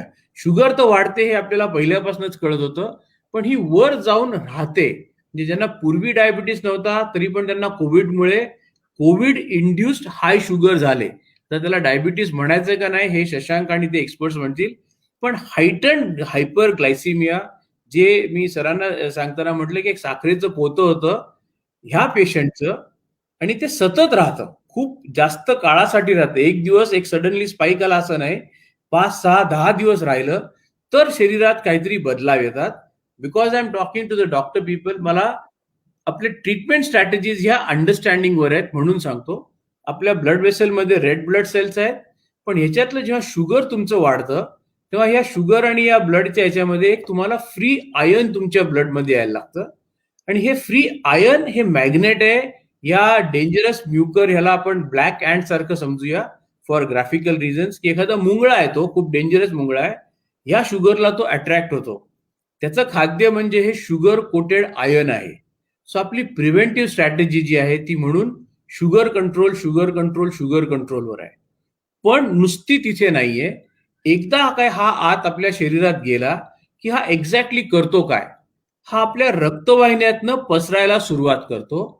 आणि याचं वैशिष्ट्य म्हणजे असं की हा जसा जसा रक्तवाहिनीतनं पुढे जातो ती मागची रक्तवाहिनीला कम्प्लिटली ब्लॉक करतो आणि त्या एरियाचा रक्तपुरवठा परमनंटली बंद होऊ शकतो. नाव यू कॅन इमॅजिन की एखाद्या एरियाचा रक्तपुरवठा कमी झाला तर त्या एरियाचा जो टिश्यू आहे, जो त्या ब्लड वेसलनी सप्लाय होतो, तो कम्प्लिटली डेड होतो. Medically we call it necrosis. आणि हा टिश्यू आपल्याला काळा दिसतो, म्हणून याला आपण ब्लॅक फंगस म्हणतो. या फंगसचा रंग ब्लॅक नाहीये, पण त्याच्या कॉन्सिक्वेन्सचा नंबर आहे. आता हे समजणं का इम्पॉर्टंट आहे की जर का आपल्याला जर का नेक्रोसिस इथे असेल तर आपण आता जे काय तो ब्लॉक करतो त्या ब्लड वेसलला. आता ह्याच्यात आपण जर का इंजेक्शन किती पण महागाचं असो आपण या ब्लड वेसलमध्ये दिलं तर ते इथे जाऊन अडकून बसतं, ते या फंगसला पोचू शकत नाही आणि म्हणून मारू शकत नाही. तर सर्वात इम्पॉर्टंट स्टेप जी आहे की हा जो ब्लॉक आहे या नेक्रोसिसमुळे, फंगसमुळे जे नेक्रोसिस झालंय, हा जो ब्लॉक आहे हा पहिल्यांदा निघायला पाहिजे किंवा काढायला पाहिजे. इथे एवढा फक्त सर्जनचा, ENT सर्जनचा रोल येतो. हा ब्लॉक तुम्ही सर्जिकल डिब्राइडमेंटनी, आणि खूप साधे सोपे हे सायनस सर्जरी जे करतात त्या लोकांनाही करता येते. फक्त पूर्णपणे सर्जिकल डिब्राइडमेंट झाली तर आणि तरच तुमचा हे सर्जन फक्त गार्बेज क्लिअरन्स करतो, त्याला काय फार मोठं काय करत नाही तो. पण ते केल्याशिवाय तुमचं जे इंजेक्शन आहे ते तुमच्या त्या फंगस पर्यंत पोहोचू शकत नाही. त्यामुळे सर्जरीचा हा छोटा कॉम्पोनंट आहे पण फार इम्पॉर्टंट फर्स्ट स्टेप कॉम्पोनंट आहे. आणि मग एकदा ते एम्फोट्रेसिन बी सारखं इंजेक्शन पोचलं तर गॅरंटीड हा म्युकॉरमायकोसिसचा फंगस नष्ट होतो. तो 7 ते 10 दिवसात. अशा पेशंटला उगाच 30 आणि 40 दिवस हे महागाचं इंजेक्शन ज्याचा किडनीवर दुष्परिणाम आहे हे द्यायची गरज पडत नाही. हे सर्वसाधारणपणे सोपं होण्यासाठी आम्ही एक MRI ही एक मात्र इन्व्हेस्टिगेशन आहे ज्याच्यात आपल्याला कळू शकतं की कोणकोणत्या सायनसच्या खोल्यांमध्ये किंवा सायनसच्या मागच्या खोल्यांमध्ये हा फंगस दडलेला आहे, आणि याला संपूर्णपणे काढून टाकणं अतिशय महत्वाचं आहे. आम्ही CM सरांच्या मार्गदर्शनाखाली एक खूप सोपा बॉक्स टाईपचा MRIचा रिपोर्ट आता ह्या 3 दिवसामध्ये तयार करतोय, की रेडिओलॉजिस्टनी फक्त सांगावं बॉक्स नंबर 1, 2 आणि 4 साफ करा, इथे इथे फंगस आहे. तर सर्जन तिथे जाऊन सहजपणे साफ करणार. ते साफ केल्यानंतर दुसऱ्या किंवा तिसऱ्या दिवशी पेशंटचं CRP आणि ESR रॅपिडली खाली येत जातं.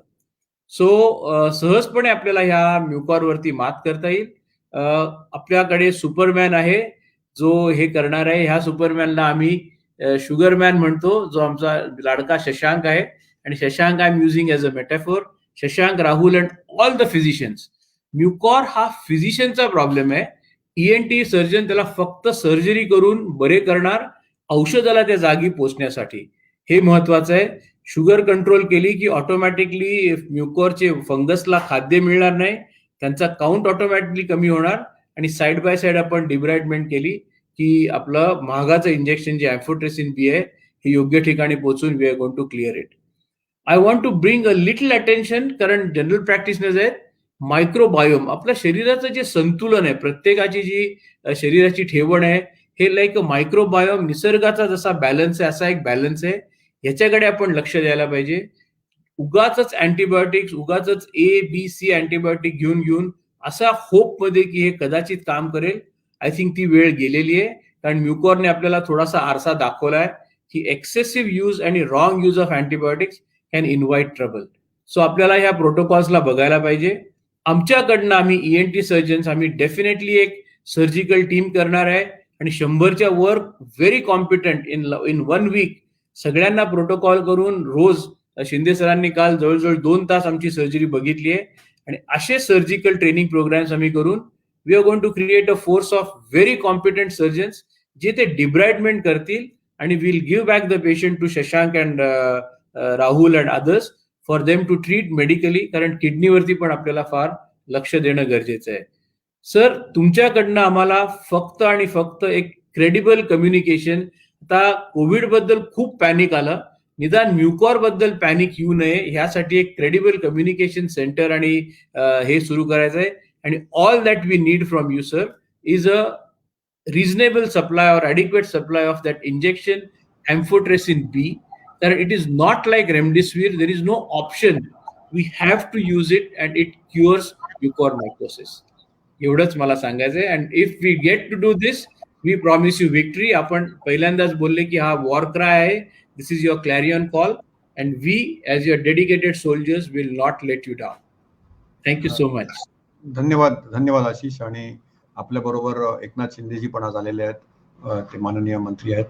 आणि मी आता डॉक्टर लहाने, प्रोफेसर लहाने, आमचे जे लाडके director of medical education research आहेत, जगप्रसिद्ध नेत्ररोग तज्ज्ञ आहेत, त्यांना थोडं सांगेन की मार्गदर्शन करा.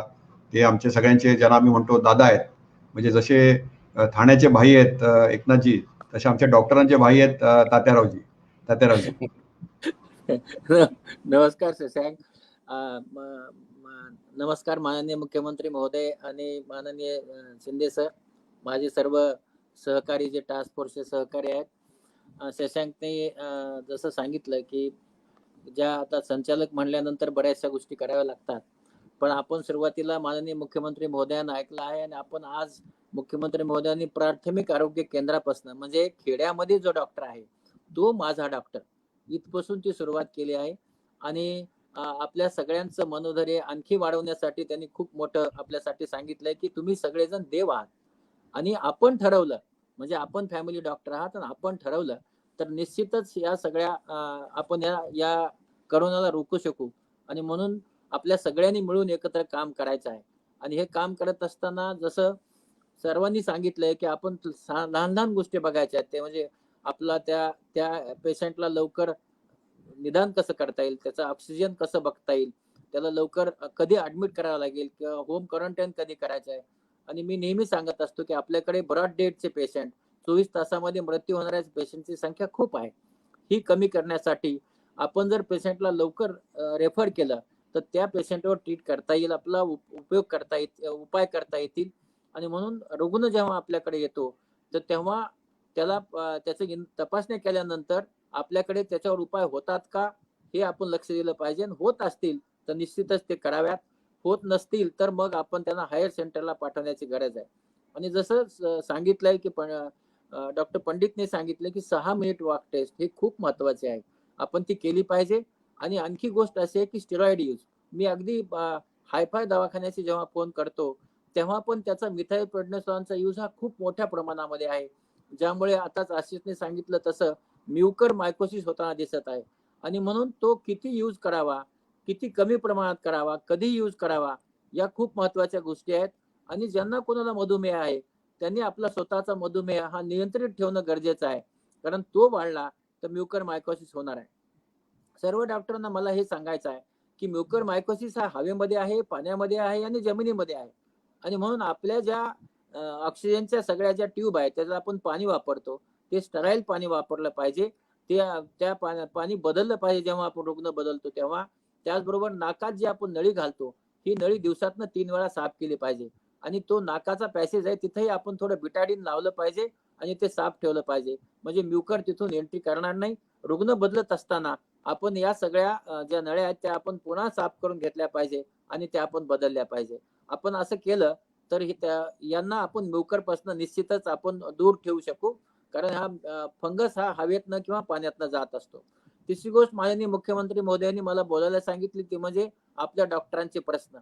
माननीय मुख्यमंत्री महोदय, हे गेली 1 वर्षभर आपण पाहतो आहे की इतक्या सुहृदयीपणे आपल्या सर्वांना मदत करत आहेत.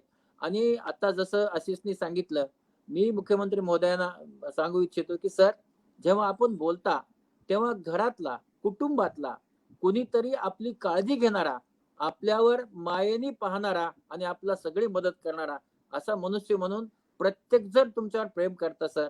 आणि त्यामुळे तुम्ही जी आज लीड करताय, आज आपण असं म्हणूया की हे जे कोविड धनुष्य आहे, हे इतकं कठीण कोविड धनुष्य आपण हे सगळं लीड करत पुढे चाललाय सर. त्यामुळं सर्वजणांचा तुमच्यावर खूप मोठा तुम्ही आधार आहात.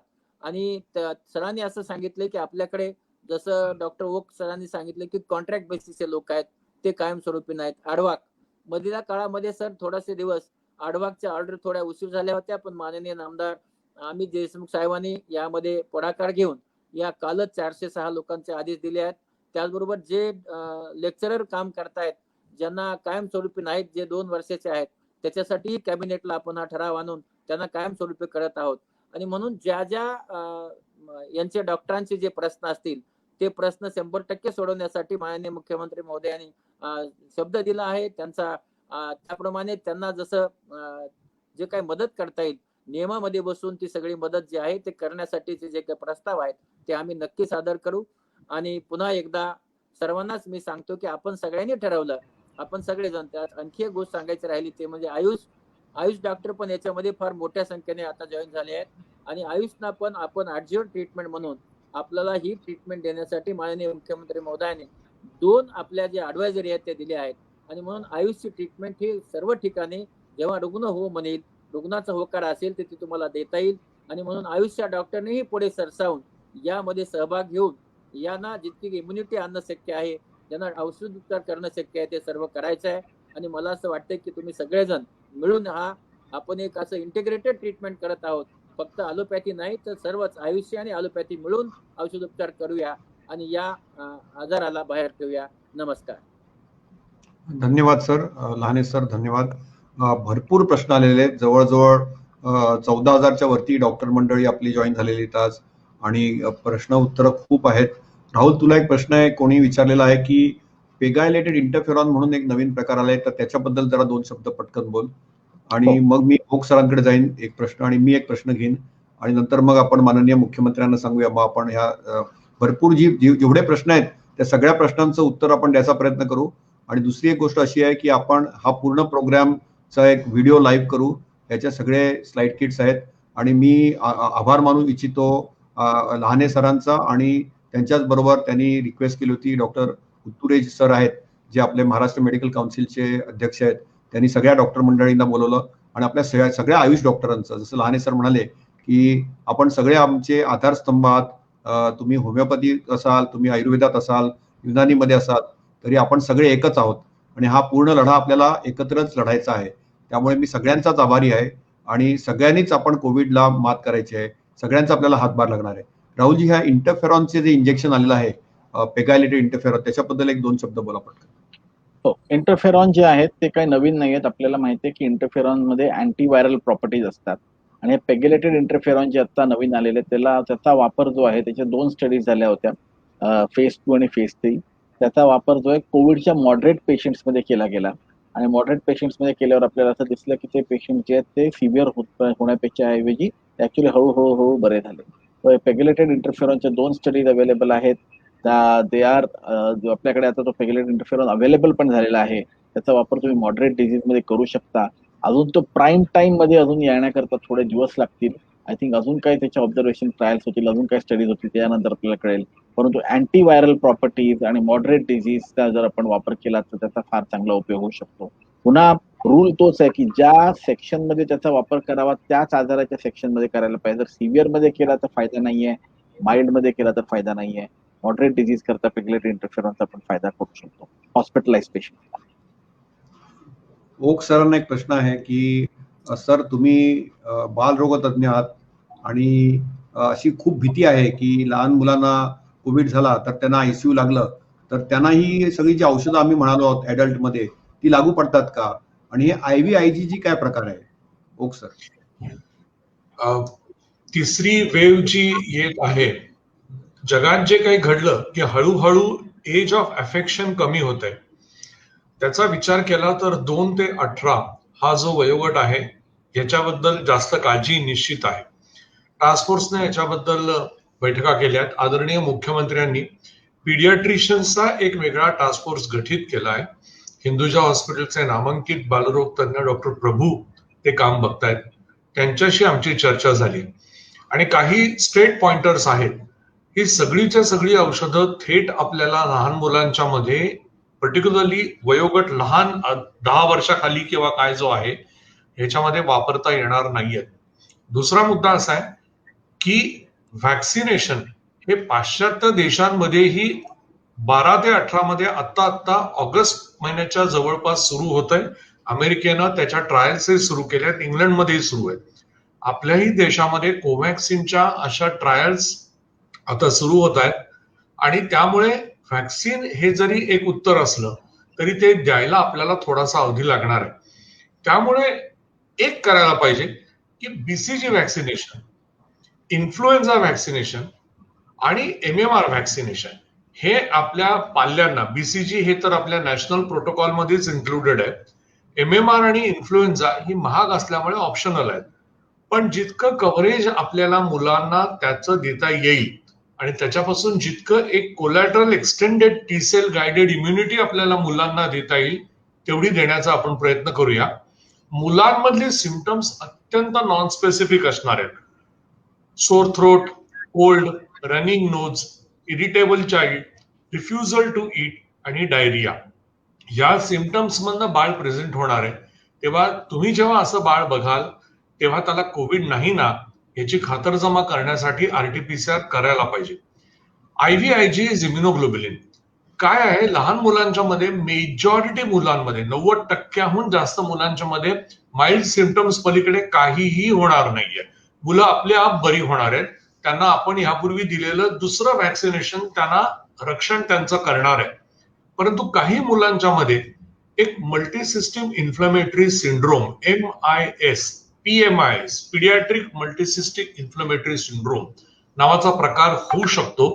याच्यामध्ये डोळे, मेंदू, हृदय, लिव्हर आणि किडनीज यांना सूज येते आणि त्याच्या डिरेंजमेंट्स आपल्याला raised creatinine, proteinuria, urinary tract infections, deranged hepatic enzymes आणि डिरेंज्ड कार्डियाक एन्झाइम्स ह्या स्वरूपामध्ये बघायला मिळतात. ह्या मुलांना मात्र ऍडमिट करायला पाहिजे आणि ह्यापैकी ऍडमिट केलेल्या मुलांना एक सेट बॅटरी ऑफ इन्व्हेस्टिगेशन्स आहेत. त्यांनी जर PMIS प्रूव्ह झालं, पुन्हा PMIS is also a diagnosis that comes out of clinical suspicion. तर ह्या मुलांना आपण IVIG म्हणजे इम्युनोग्लोबुलिन्स ही देऊ शकतो. धन्यवाद सर. 2 प्रश्न मी घेतोय, एक तर कॉल्चिसिनचा रोल आणि नायट्रिक ऑक्साईडचा रोल. तर नायट्रिक ऑक्साईडचा जो एक स्प्रे आहे तो अर्ली डिसीज मध्ये पहिल्या 3 ते 5 दिवसामध्ये की ह्याच्यामध्ये फायदा होऊ शकतो, पण त्याची आता रिसर्च चालू आहे आणि भारतामध्ये त्याची परमिशन यायला वेळ आहे जरा, पण एक अट्रॅक्टिव्ह ऑप्शन आहे. कॉल्चिसिन म्हणून गाऊटमध्ये आपण एक औषध वापरतो. त्याचा माइल्ड टू मॉडरेट कोविडमध्ये रोल आहे. 0.5 मिलीग्रॅम दिवसातून 2 वेळा आपण देऊ शकतो. टास्क फोर्सनी काही आठवड्यापूर्वी त्याचं रेकमेंडेशन दिलं होतं. त्याची मोठी एक ट्रायल झालेली आहे आणि ॲड्ज्युव्हंट थेरपी म्हणून आपण कॉल्चिसिनचा वापर करू शकतो. आता भरपूर प्रश्न आहेत. सगळ्या प्रश्नांचा आम्ही उत्तर द्यायचा प्रयत्न करू ऑफलाईन. आणि जर का तुम्हाला असं वाटलं की तुमचे प्रश्न उत्तर आली नसतील किंवा उत्तर आली नसतील तर आपण प्रयत्न करू की सगळ्या प्रश्नांचं उत्तर देऊ.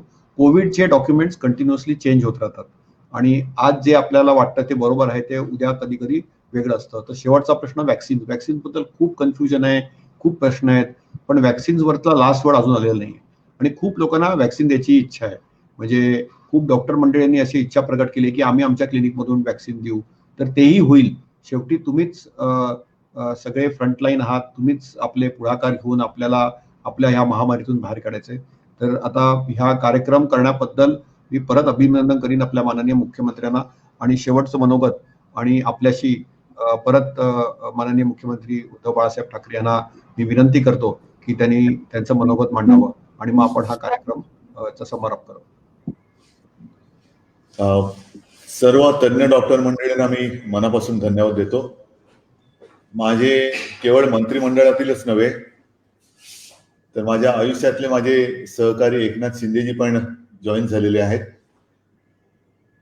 हे जे काही मी काम करतो आहे त्यामध्ये साहजिकच आहे मला मंत्रिमंडळातील सर्व सहकारी प्रत्यक्ष मदत आणि सहकार्य करतातच आहेत.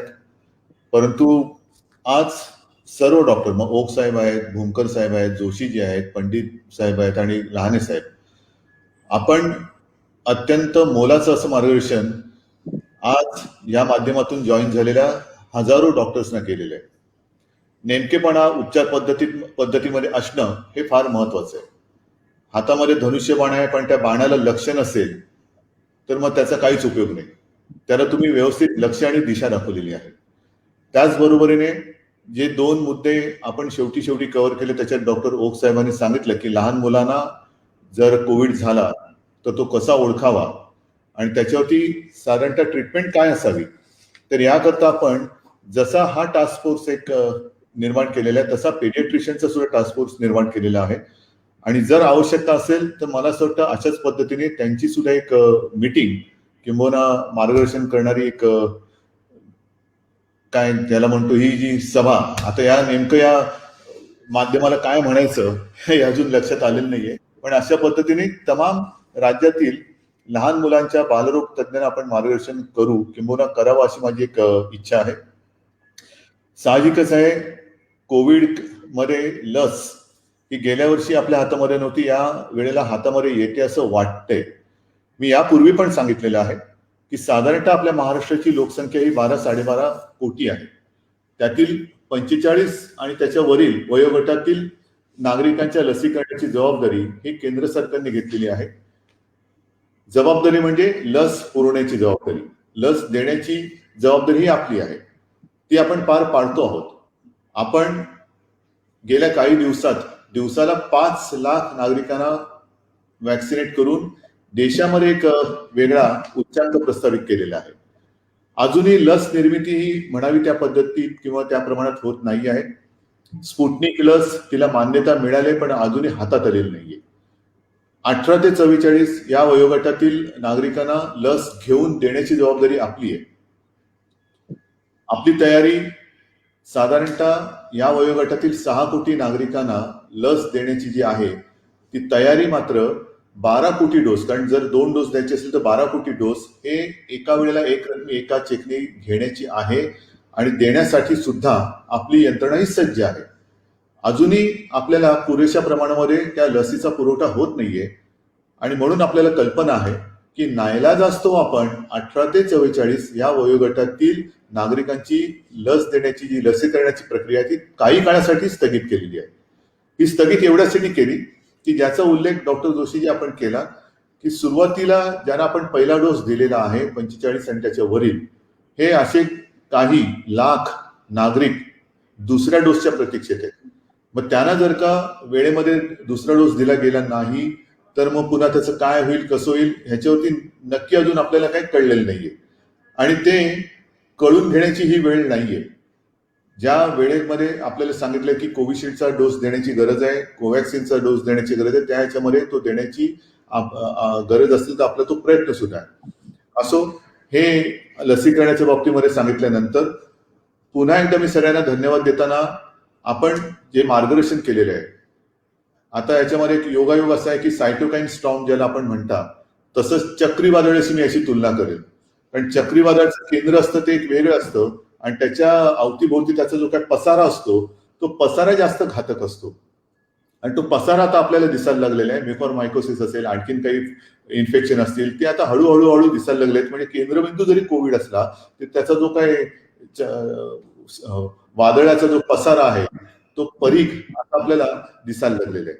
पण कुठेही न घाबरता आपल्याकडे सगळे तज्ज्ञ डॉक्टर्स आहेत, सगळी उपचार पद्धती आहे, कुठेही आरोग्य सुविधांमध्ये आपण कमी पडणार नाही याची दक्षता आपण घेतलेली आहे. डॉक्टर्स आपल्याला ज्याची कमतरता वाटत होती, कारण मी अनेकदा म्हटलेलं आहे की सुविधा वाढवता येतील, बेड्स वाढवता येतील, व्हेंटिलेटर्स वाढवता येतील, पण डॉक्टर्स मात्र मिळत नाहीये. आता ही एक वेगळी मोठी फौज आपल्याला मिळालेली आहे, ती प्रत्येक पातळीवरती ह्या कोविड व्हायरसशी लढेल. आणि मला खात्री आहे की या डॉक्टरांच्या काही ज्या व्यथा आहेत, लहाने साहेब आपण त्याचा उल्लेख केला, आपण त्याची एक दखल घेतलेली आहे. तुम्ही माझ्याकडे आणा आणि जे जे प्रश्न प्रलंबित असतील ते आपण वेळोवेळी सोडवण्याचा प्रयत्न करतोच आहोत. पण या निमित्ताने आपल्याला ते सोडवावेच लागतील. कारण प्रत्येक डॉक्टर, मग तो कोणताही ॲलोपॅथी असेल, आयुर्वेदिक असेल, होमिओपॅथी असेल, काही असेल, तो आपल्याला मोलाचा आहे. मी पुन्हा एकदा सगळ्यांना हात जोडून विनंती करतो आहे की ह्या संकटाच्या काळात केवळ आपल्याला बरं वाटावं किंवा आपली प्रशंसा करावी म्हणून नाही, तर अक्षरशः देवदूतासारखे आपण ह्या नागरिकांच्या मदतीला धावून आलेले आहात. आपल्या हातामध्ये संपूर्ण उपचार पद्धतीची गाईडलाईन आहे, मार्गदर्शक तत्व आहेत. मी डॉक्टर जोशीजी आपण जो उल्लेख केला, आपण एक जे अनेक प्रश्न आलेले आहेत त्या प्रश्नांना उत्तर हे आपल्याकडनं दिलं गेलं पाहिजे. कारण डॉक्टरांच्या मनात, पेशंटच्या मनामध्ये शंका असते, पण डॉक्टरच्या मनामध्ये कोणतीही शंका असता कामा नये. जे मी ट्रीटमेंट देतो आहे ती बरोबरच देतो आहे. काही ठिकाणी हेही दिसत आहे की पेशंट येतात आणि सांगतात की आम्हाला हे औषध द्या, तेव्हा तुम्ही त्यांना आत्मविश्वासाने सांगायला पाहिजे की बघ हे, म्हणजे जसं एकच उदाहरण सांगतो की मधल्या काळात आपल्याकडे रेमडेसिवीरचा हा एक तुटवडा होता. मग अनेक जण त्याच्यावरनं रेमडेसिवीर पाहिजे, तर तुम्ही डॉक्टर्स मंडळींनी त्यांना सांगायला पाहिजे की आमच्याकडे रेमडेसिवीर आहे, पण जर गरज असेल तरच ते मी तुला देईल, गरज नसेल तर तुम्ही दबावाला बळी पडू नका. कारण रोगापेक्षा इलाज भयंकर असं जे काही थोडंसं चित्र होऊ शकतं आहे किंवा झालेलं आहे ते आपल्याला टाळायचं आहे. असो, मी जास्त लांबड न लावता पुन्हा एकदा या बैठकीत सहभागी झालेल्या हजारो डॉक्टर्सना धन्यवाद देतो आहे. आणि महाराष्ट्र हा आपल्यावरती विश्वासून आहे. आपण महाराष्ट्राचा जीव जो कासावीस होतो आहे तो सुरक्षित ठेवणार आहात. आणि म्हणून मला प्रत्येक डॉक्टर हा प्रत्येक सैनिक आहे, आपल्याला सर्वांना धन्यवाद देतो. आणि या लढाईमध्ये नक्की यश मिळो असं आई जगदंबेच्या चरणी प्रार्थना करतो. जय हिंद, जय महाराष्ट्र. धन्यवाद सर. धन्यवाद.